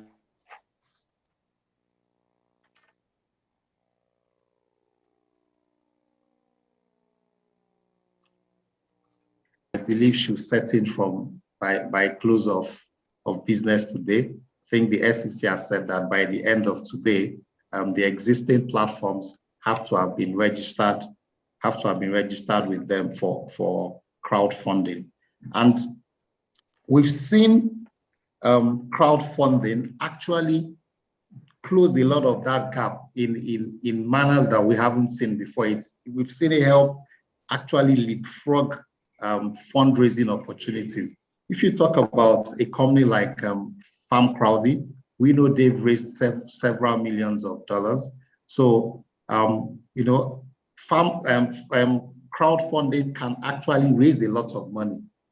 It's one of the benefits of crowdfunding. It can raise a lot of money. It can raise a lot of money in a very quick way as well. So think about the traditional fundraising that we're used to, where the process can take several months. You have to register, you need to have certain track record and all of that. Whereas for crowdfunding platforms today, it's all you need is you set up your business, you register on the platform, and you can get the fundraising process much quicker than what we do traditionally. It also gives you a lot of access to investors that ordinarily you would not have been able to reach in the traditional way. So I think we usually refer to that as democratizing the whole investment process. So today you have retail investors whom ordinarily we would never have approached if we were fundraising in the traditional way we've been used to. They usually get access to very good opportunities, to invest in companies through crowdfunding and platforms. So as we all know, the biggest assets in our capital markets remain the investors. Without them, there is no market, be it retail or institutional investors. They accumulate the investable funds and they provide the funds that are invested in businesses to drive economic growth. So what crowdfunding has helped us achieve is it's created access for investors in a way that we've never seen in the past, right? I think the last bucket that we typically look at is we've seen new technology platforms actually come up to help digitize, let me use that word, digitize the whole fundraising process. And I think one of the companies we kind of look up to what they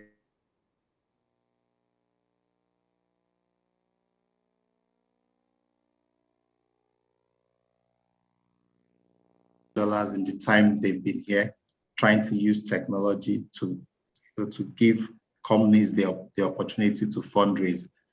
Now, we have also started working with a UK partner. Obviously, discussions are still very early. So at this point, I will not be able to mention the name, to create platforms similar to that, where the whole fundraising process end to end is kind of automated using technology, using algorithms and all of that. Thank you very much, Michael. And clearly, there's been some activity, and based on what you said, your company and other participants in the sector are using technology in one way or the other to bridge this gap. And that will take me straight to crowdfunding. And I completely agree with you. We've seen some of this platform before now, open a product in the morning and before 12 o'clock, in the afternoon. It's completely fully subscribed. And good enough, the SEC took on the initiative and decided that crowdfunding has come to stay and has decided to regulate the activities of crowdfunding participants in Nigeria. That will take me straight to Kevin. How does crowdfunding operate in your jurisdiction? And is this a regulated activity? Just tell us about how it operates in your own jurisdiction. Thank you very much, Kevin. Thanks. Well, first, it's not strictly a regulated activity. It finds its expression in donations, crowdfunding sites, and rewards crowdfunding sites. There is arguably an equity securities crowdfunding site. It's just started, but it uses a very unique model. But just to take a few steps back, just to explain, I mean, crowdfunding is not specifically regulated, and the major hurdle to its use in South Africa is in the Companies Act and the regulations around offerings of equity securities to the public. Obviously, if it meets that requirement, it will have to issue a prospectus and have a prospectus registered, which is not really appropriate for small and medium-sized enterprises. There are a few safe harbors in our legislation to allow for very small crowdfunding subscriptions of up to R1 million, less than $100,000 US dollars. So it hasn't really taken off in South Africa, and we're desperately in need of some legislative innovation here to try help the passage of it through into the mainstream. We do have, interestingly, some crowdfunding for alternative assets outside of equity securities in businesses and companies. We have a livestock wealth crowdfunding site and it's been quite successful, where people invest in cattle, and the cattle is reared by a farmer, and at the end of the whole process, the cow is then sold or bought back from the owner and sold to butcheries or the retail market, and you'll make a profit over that period. There's also crowdfunding platforms for investing in real estate, which has also been quite interesting, based in South Africa, but investing in South Africa, Africa, and elsewhere in the world. But for the most part, the crowdfunding, as I think we all understand it, and I think a lot of the people listening would understand it, investing in businesses and obtaining a security or an equity interest in that business, that unfortunately does not exist on a wide scale in South Africa. And I was hoping today to hear from some of our colleagues if they have any ideas how it could be incorporated into South Africa. I'd be very interested. Thank you. Thank you very much. And good to know that Nigeria, in this regard, we appear to be a few steps ahead of South Africa. Next will be Eric. Eric, based on your experience, what are the challenges you have come across in investment in real sector, and in what ways do you think technology can help resolve some of these challenges? So one of the things in general, it's very obvious that the future and business is changing very fast. Tech and just efficiency of doing things, efficiency of staying and being competitive requires companies today to be very tech savvy. You see a lot of startups, fintechs, and other startups in different tech spaces eating the lunch or doing a lot better than their traditional counterparts. So in investing, one of the key things we do is we're starting to do sort of a tech DD to understand where the companies stand. We invest in from a tech perspective, because of course we don't feel we can get returns going into the future if those companies are not tech savvy. So for us, it's looking at from top to bottom, the systems and how they actually interact with customers, or how they interact in a B2B perspective or platform, based on what systems they currently have. So that's becoming increasingly crucial for us in making investments into companies. Because without that, we feel that we can't really achieve great returns from companies today.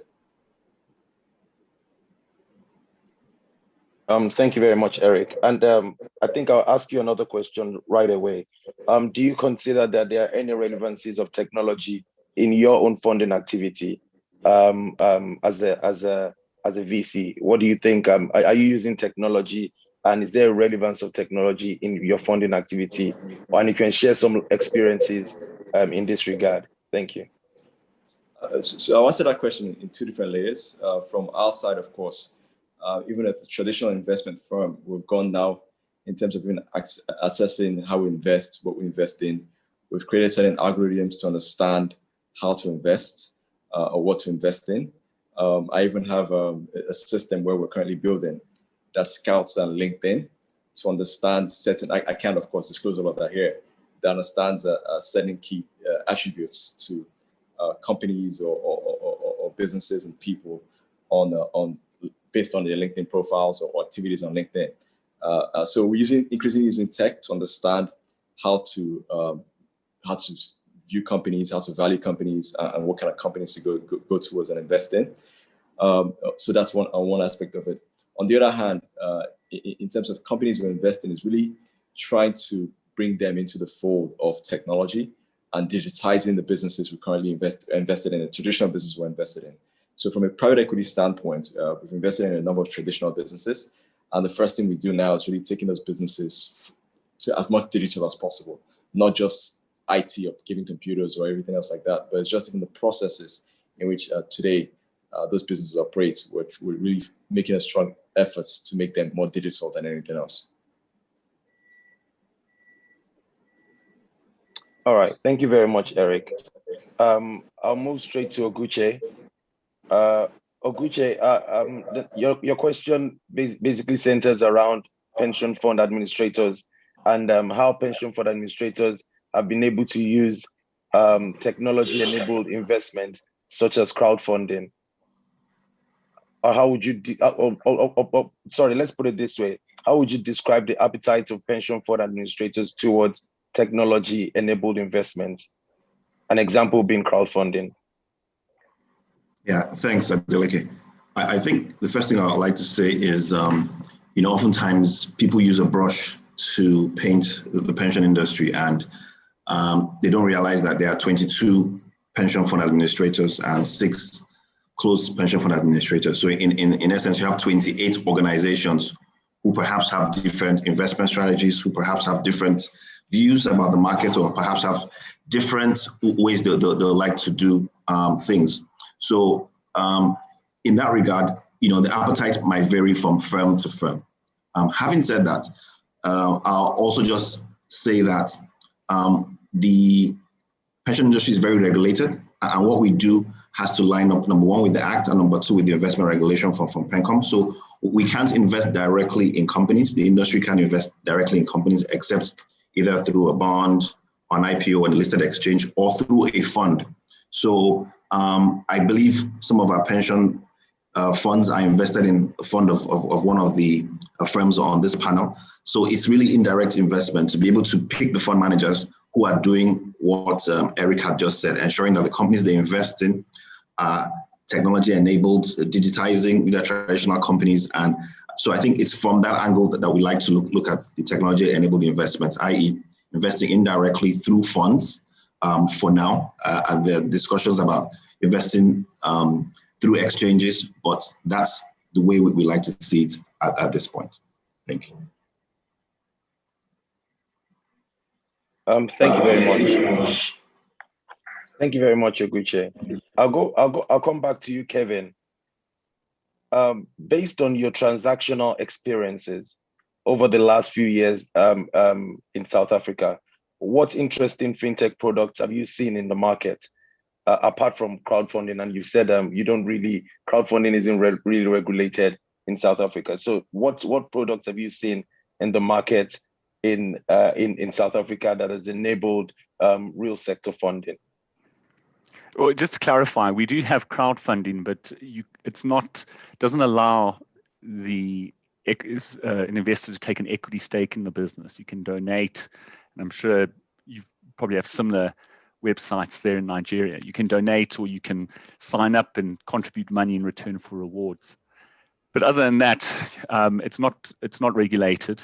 We have seen a few other developments here in South Africa. I mean, with the penetration of mobile networks and cell phones, we've seen a lot of movement in things like the payment systems industry.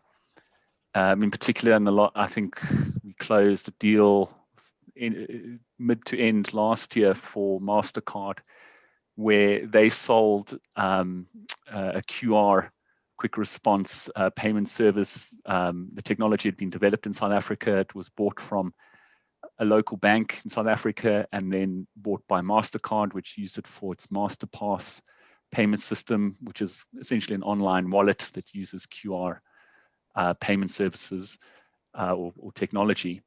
And that was sold to a new company that's, I think, looking to expand the use of QR payment technology in South Africa. I mean, if you look at it, you've got in China, as I understand, majority of transactions are now done through a QR payment device or reading, and that and that happened over a short space of time. And I think as we manage to get that penetration of mobile connectivity and the uptake of smartphones, we are expecting that there's going to be a growth in these type of payment systems. It's interesting in South Africa, we don't allow unregistered banks or unregistered companies to facilitate these, to use the e-money that's used in these payment systems.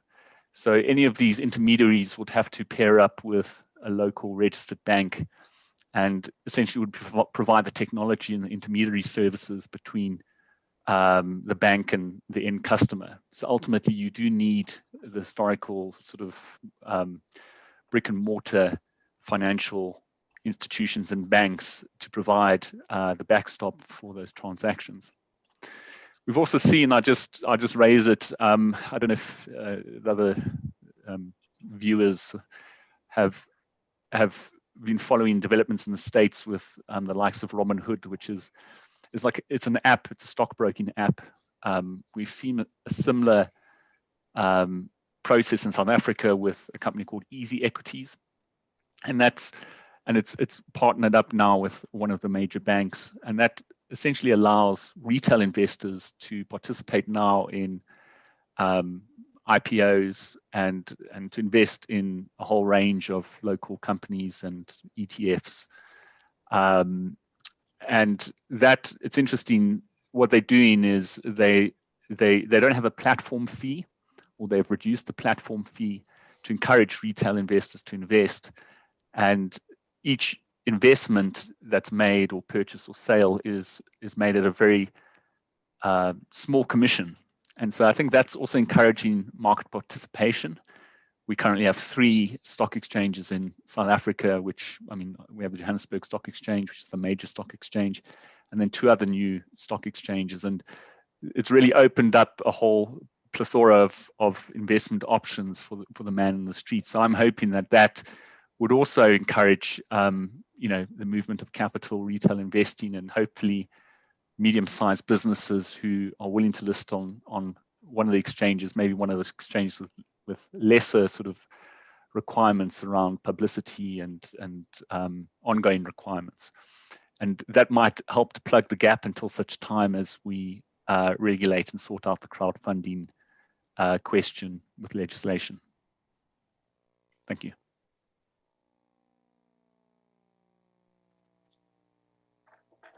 Thank you very much, Kevin. I'll go back to Michael.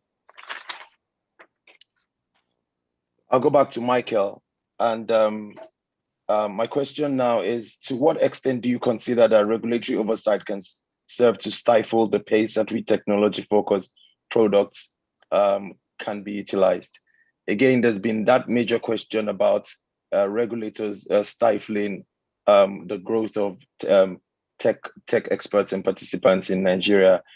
In what ways do you think that this regulatory oversight does stifle, and what can be done about this? This is Michael.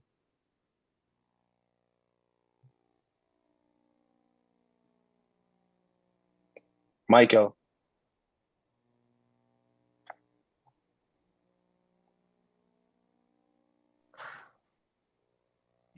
Sorry about that. I said, thank you very much. And that's a very good question. What you find out is that globally, one of the biggest challenges to tech, and this is not just in Nigeria, has been government bureaucracies, right?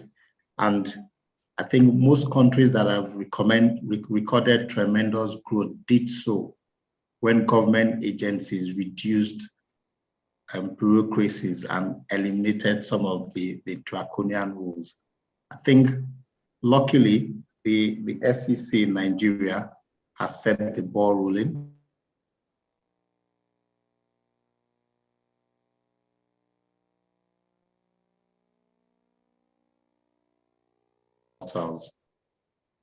To comply with the registration requirements of the SEC. And when you look at some of the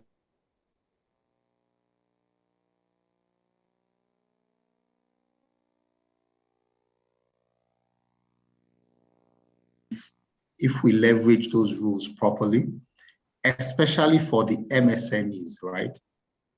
Today, the SEC has said that the MSMEs can raise anywhere between 50 and 100 million from crowdfunding portals. Many of these companies are companies that will never have been able to access the investors that will come to those portals to invest in them. So I think that if the regulator can continue to be progressive in the way we have seen the SEC react to the developments in the tech funding space and crowdfunding and all of that, I don't see the sector being stifled. I think what we need to do is the regulators just need to continue to remain progressive, right?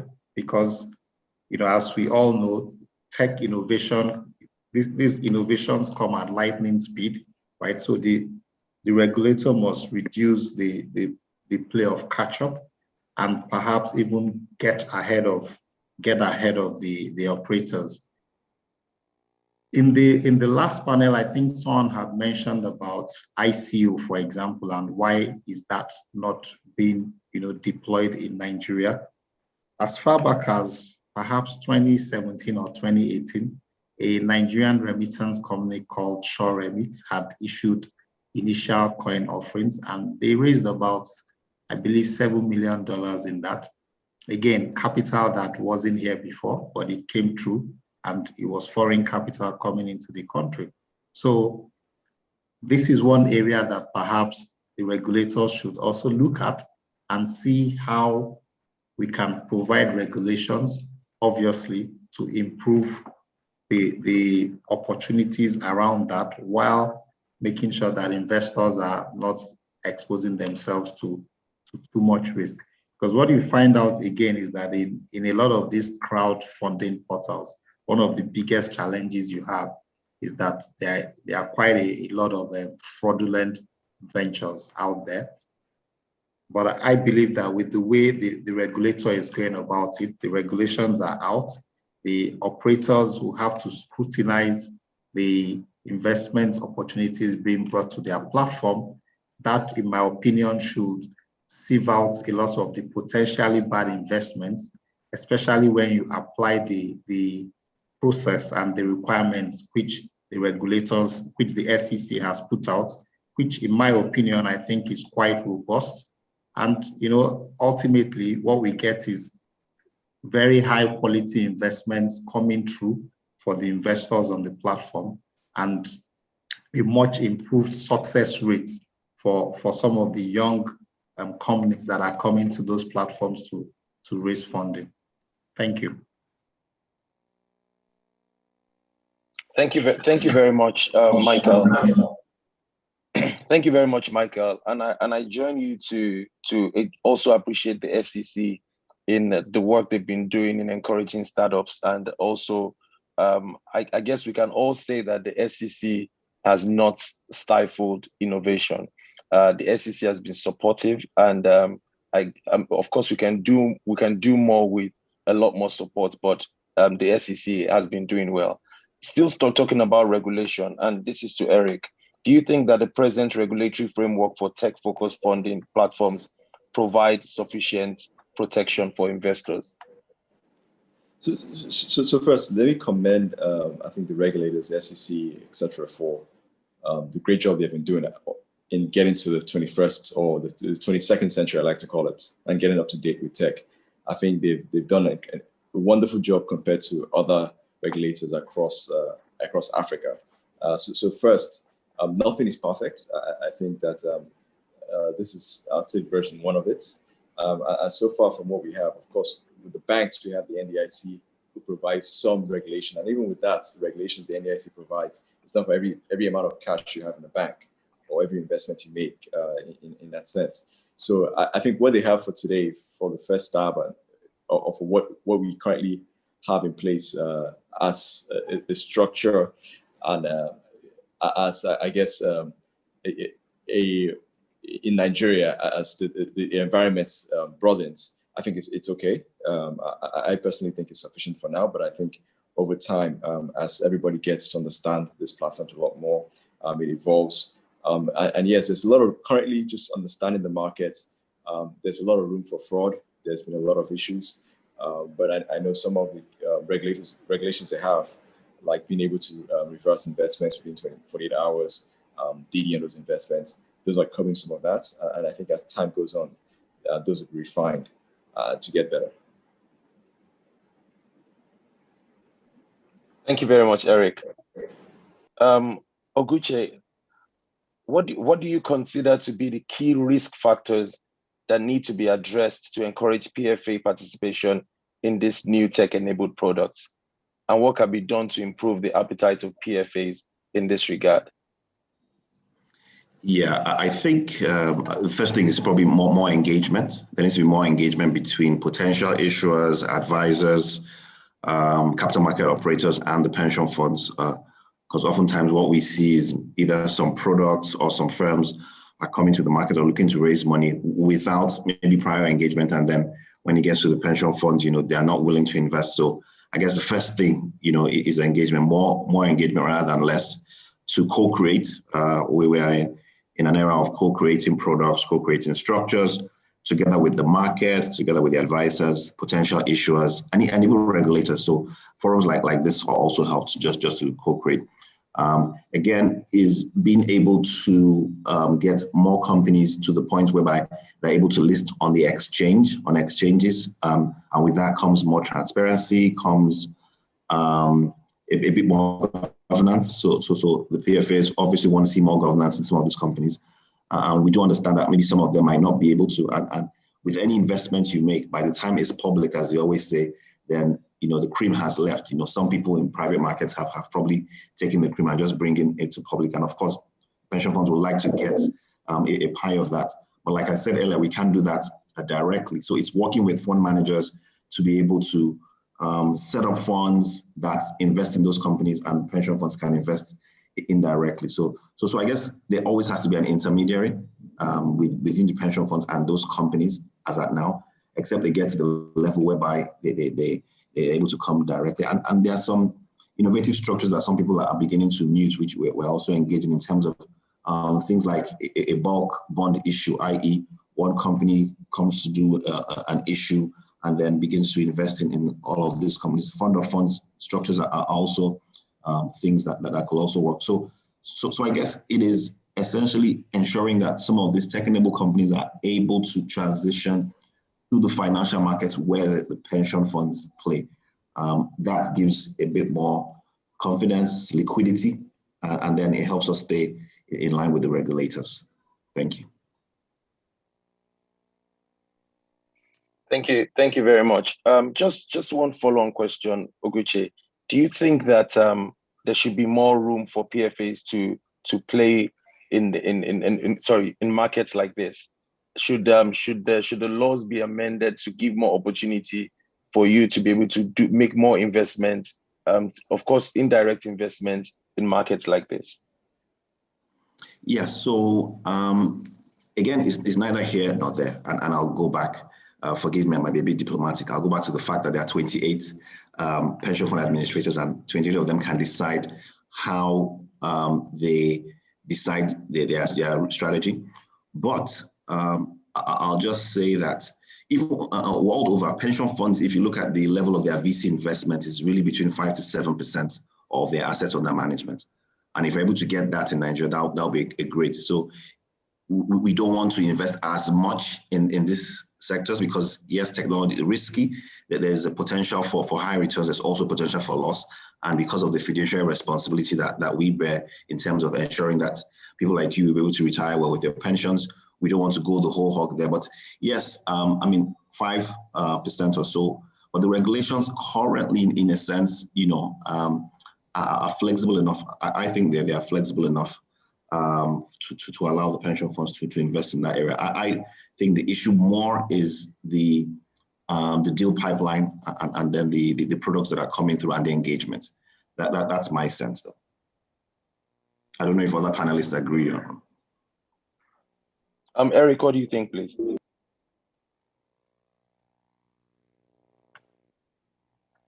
Sorry, I was on mute. Yeah, no, I agree 100%. I think to everything you said on that, there's a clear balance, of course. Also, from our perspective, we actually own a PFA, pension fund administrator. And for me, even though I have been, and I think a firm also have been very big investors in tech, but of course, there's a balance in which you need to actually have in that sense to protect for long-term protection of actually assets on ground.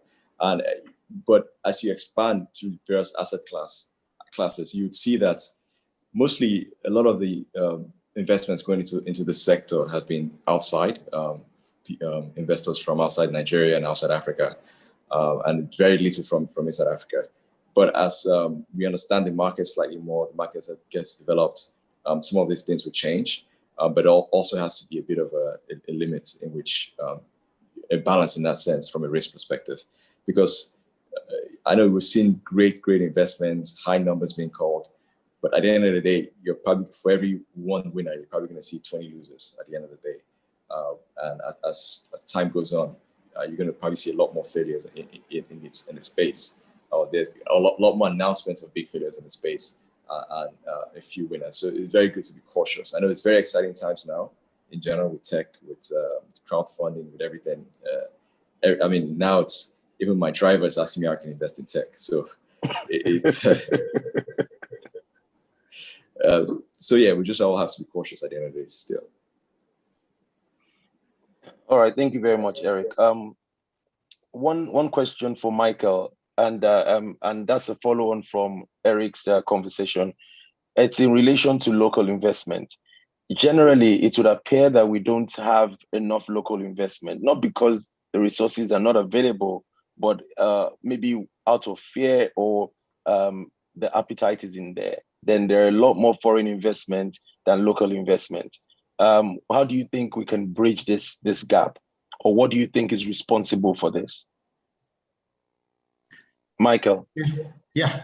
Thank you very much. That's another very good question. But Eric, who owns a pension fund administrator, has spoken. I will just reinforce what he's saying.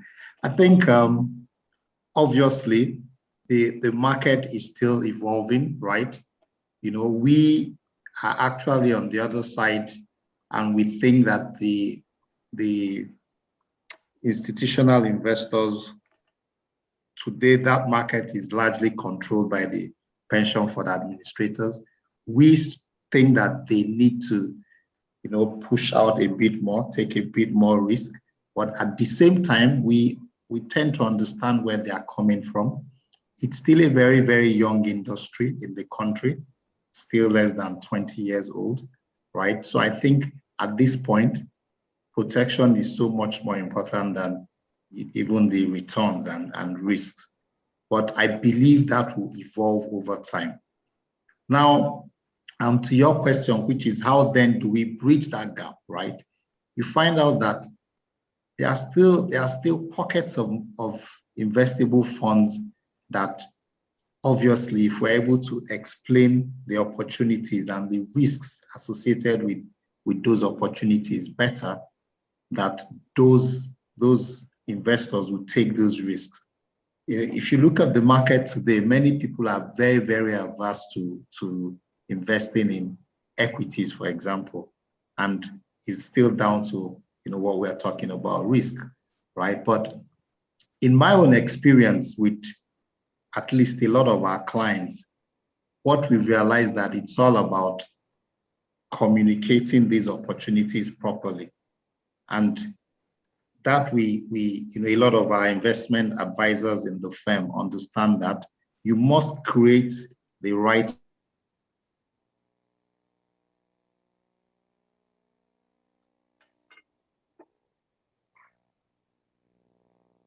come out,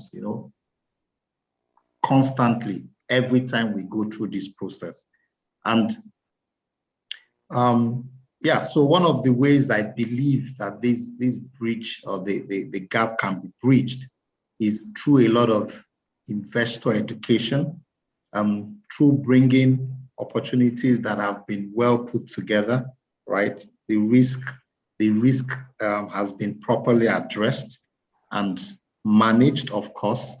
And you see the investments will follow through. As for our institutional investors and the PFAs, I believe they will evolve. It's a matter of time, right? Today, we are seeing more infrastructure funds come to the market. If you go back 5-6 years ago, we didn't have any of that. And, that's the natural evolution we will go through.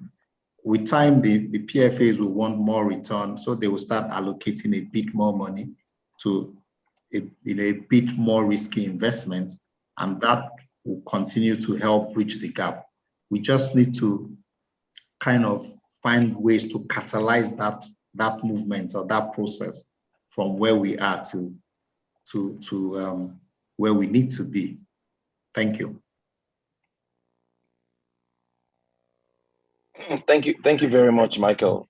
My next question is to Kevin. And again, it flows from Michael's conversation. And this time around, we just wanted to share your experience from another client and your jurisdiction. How does this work in your jurisdiction? Do you experience the same things that we've spoken about, that Eric has mentioned, that Michael has alluded to, in terms of local investments versus foreign investment, particularly in this sector? How has it played out? The local funds in your jurisdiction, are they deploying a lot more resources there, or are you experiencing things like this? What's the appetite like over there? Thank you, Kevin. Local fund managers are deploying a lot of investments here. I think there has been a move, given the international growth and the disparity against local growth, in particular during the COVID lockdowns, there has been a sort of a move abroad for yield. Foreign investment into South Africa is also seems to be cyclical. We've obviously had a lot of mining operations, and we depend a lot on mining for our exports. So we've seen a lot of inflow into those sectors from international investors, and local investors. I think for the most part, we're just trying to see the lie of the land to see, whether there would be any, change in the COVID numbers, for example. The infrastructures here in South Africa, we have sophisticated legislation and financial institutions for the money to flow. So we are expecting it to recommence, and we've seen green shoots. Unfortunately, we've gone into our third serious lockdown at the moment. So who knows what will happen in the next few months. But overall, I think quite positive, and also taking direction from the international sort of economy that seems to be moving forward with low interest rates and lots of opportunities to invest post lockdown. Thank you very much, Kevin. To those watching us and listening to us, remember we promised this was going to be between 40 and 50 minutes. We have just 2 questions. I'll take 2 questions now, and I would allow the panelists to give 30 seconds to 45 seconds of a closing remark. My first question, and this goes to either Michael, Eric, or Oguche, can take this. This person says, with the rise of internet comes the nervousness of the government. There has been a battle to censor and spy on citizens, hence the acrimony between corporations, citizens, and authorities. The NSAS saga complicated everything. How do entrepreneurs like myself combat this issue? Who would like to take this? Michael, Eric?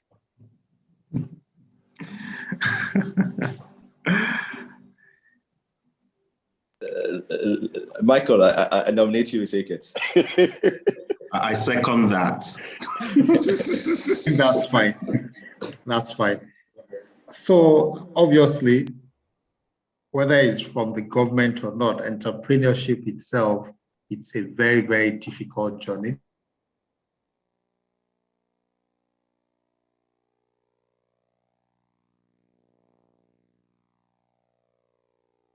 Many challenges that entrepreneurs will face in the course of trying to build a business. Whether it's government, you engage, you must find ways. I mean, governments are very powerful.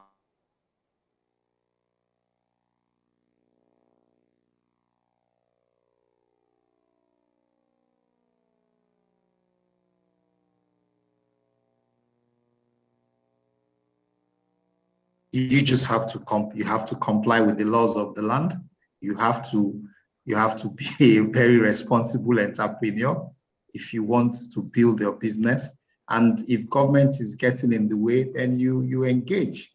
And with the right level of engagement, what we've also seen from our own experience is that you usually end up having your way actually. So government actually listens, but because of the pressure of entrepreneurship, the natural default is for one to get frustrated and perhaps throw some tantrums. But I think the government understands we are all trying to create jobs, we're all trying to grow the economy, we're all trying to create wealth. So with engagement, you always surmount many of these challenges. It may take time, but I think the end usually justifies the means. Thank you very much, Michael. Thank you very much, Michael. And I completely agree with you. I know I asked you the question, even though it was a question that was asked by someone, but I completely agree with you. I think that with a lot more engagement, we can always get to that finish line that we all seek to achieve. We can, it may seem tough, but again, that's how we can get results. We also have to act right within the ambits of extant laws. I have the second question, and I think Eric would help us with this. It says, I have a major concern about crowdfunding. Investors should appreciate that this is still a business, and as such, profits are not guaranteed. I have observed that when returns on investment are not forthcoming or as expected, investors usually instigate criminal proceedings against the fund managers. I suppose we could technically call them hedge fund managers. What can be done to significantly reduce such unpleasant incidents? So I guess there are two levels of it. From my part, of course, so I'll talk about crowdfunding in a second. But for my part, in terms of investing in private equity, VC funds, of course, every investor we bring is an institutional investor who's accredited and knows the risk that faced with investing, that you can lose your money, etc. So those investors, I guess, understand some of those risks. As long as you don't do anything illegal, then of course, investing is a risk. You can lose money, you can make money. Now going to the crowdfunding part of the equation, of course, there are more retail investors there, and some of these people might be not really fully understand that risk associated with it. I mean, betting a huge part of their savings or a huge part of their income. But occasionally, I'll say they can take you to court if you've done absolutely nothing wrong. Then there's no standing. With business, of course, I do a lot of things. We get lawsuits all the time flying around from people come up with all kinds of things, but are not really accurate or not correct. So as long as you know you're doing a business or you're doing something, you're doing everything correct and you're doing everything accurately, without anything illegal or without any side courts or without short courts or without anything that anybody can actually hold up against you in court. It's just part of doing business. You're going to see people disgruntled and unhappy with several things. So I don't think it's as long as you're doing everything correctly, I don't think it's a problem to worry about, because it's part of doing business. I think every businessman or every business in Nigeria that's doing well or is doing bad has been sued or will be sued. So that's why Lekki is making so much money as a lawyer, and that's why most people, lawyers on this group are here today. That's why they exist. Thank you very much, Eric. I'm not sure about the last part of making so much money, but again, it's the reality. I guess the bigger your business becomes, the more susceptible you are to things like lawsuits and all of it, and even some people just trying to take a dig at you. Thank you very much. I've taken all of the questions from the guest, and I've taken my own questions. I'll just give the panelists just one last shot on parting words to us. I'll start with Oguche, 30 seconds to 45 seconds. Thank you, Adeleke. I think it's an emerging sector, and the pension funds definitely are looking to get involved. But again, like I say, more engagement, more understanding, and it's a case of when, not how. We will get involved, but little steps. Thanks. Thank you very much, Oguche. Kevin? Yes, it's interesting to hear, and from this discussion, what's happening in Nigeria. I think there's a few takeaways. There's also, I think, some shared examples. I'm sure there's things that we're doing here in South Africa with fintech that could lend itself to its use in Nigeria and probably needs to be explored. Thank you very much, Kevin. Michael?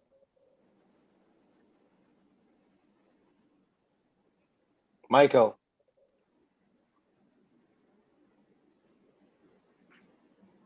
Michael? Michael, you're mute.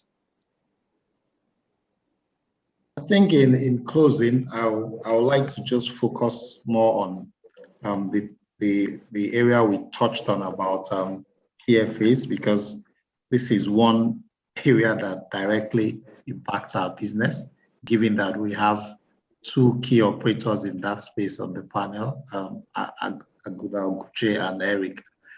Obviously, when we look at the data in Nigeria, the PFAs typically just don't want to take, they try to keep away from risky investments. I had said earlier that that's going to evolve, and it will surely evolve with time. I think for context, if you look at the portfolio of our total pension industry today, about 88% of that is actually in fixed income instruments and mutual funds, and just about less than 8% is in equity investments. And this really highlights the low appetite for the PFAs to invest in risky assets and ventures when compared to some other PFAs in some other jurisdictions, like in Poland is as high as 82% in risky investments, and in France, Norway, US, and Switzerland is not of 30%, between 30 and 40%. At the end of the day, right, you find out that a lot of the gap is being bridged by investments coming from even these PFAs through obviously fund managers from outside the country or from foreign jurisdictions. We know it will take us time, but we have to keep urging you to try and help catalyze the process of this evolution to the point where we see more pension funds allocate a bit more to risky investments, because ultimately that's how platforms like even the digital platforms and the crowdfunding platforms we're talking about, that's ultimately where the funding will come from, because that is the biggest source of capital in the economy. Thank you. Thank you very much. And last but not the least, Eric.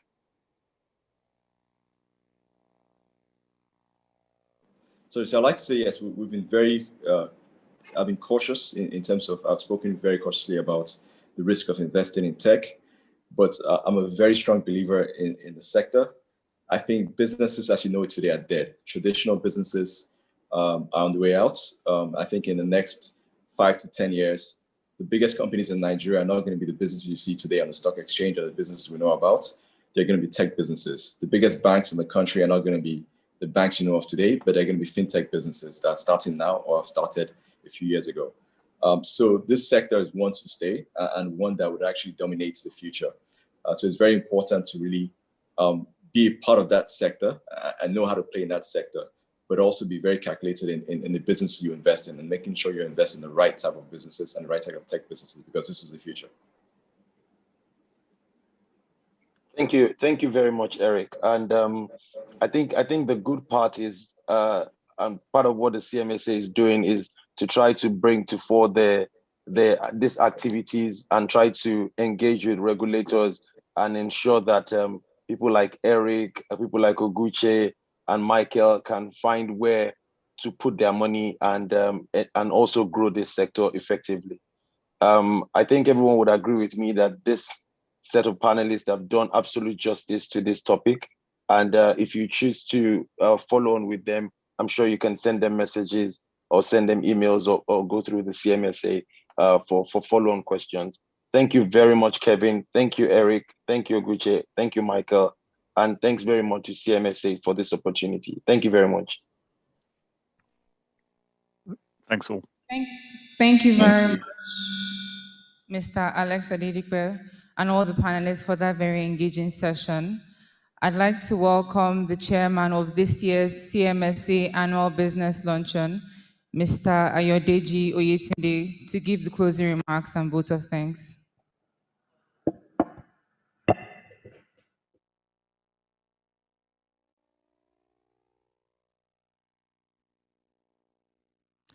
Thank you very much. I think it's been a very engaging session.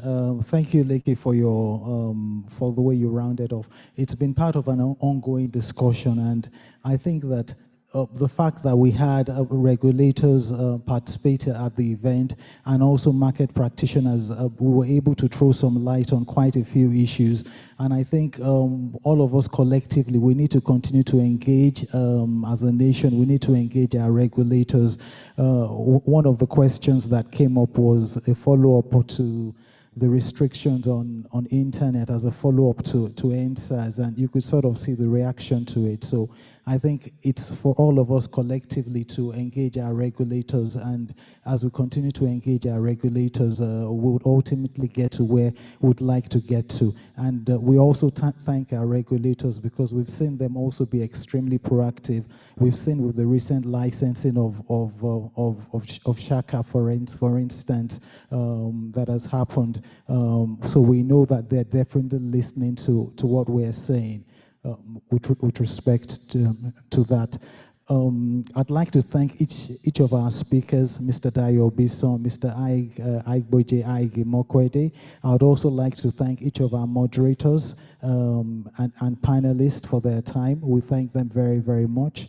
Would like to thank each of the participants that took place at the event. Would also like to thank and acknowledge especially our trustees, Senator Odunjiri. Would like to acknowledge him. Thank you very much for your support, sir. Chief Anthony Idigbe, thank you very much for your support. Mr. Uchi Valobi, thank you very much for your support, sir. In addition to that, would like to thank the law firm of Detail. Thank you for making your law offices available to us as a physical venue for this event. And most especially, would like to thank our sponsors. There was a lot of participation from law firms generally. Would like to thank the law firm of Banwu and Ighodalo, an headline sponsor. Would like to thank the law firm of Templars, another headline sponsor. Would like to thank the law firm of Duale, Ovie, and Alex Adedikwe, another one of our headline sponsors.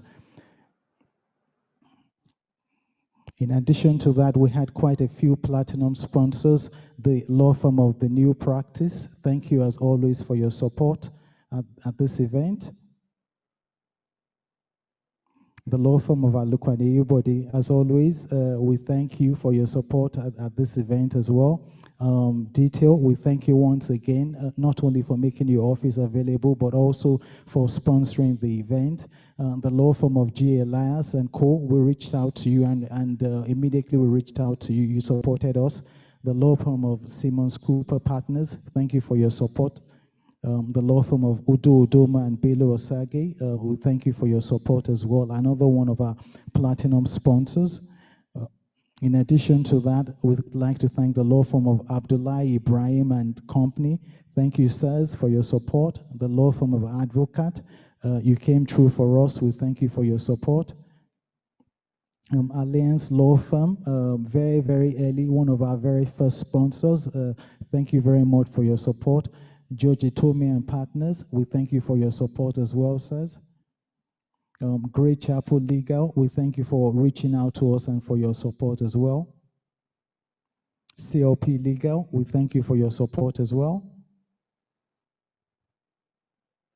Emon Baristas and Solicitors, thank you, sirs, for your support.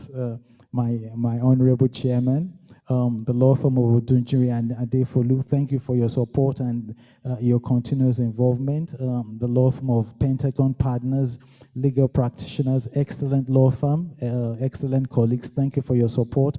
The law firm of Stream Sowers and Corn, we thank you for your support as well. Africa Law Practice, ALP, we thank you for your support, as always, with respect to this event as well. Principles Law Partnership, we thank you for your support as well. Law firm of Alex, we thank you for your support. We thank you for your support as well. Just final comments for me. Thank you everybody for participating in this event. We thank you for each one of our participants.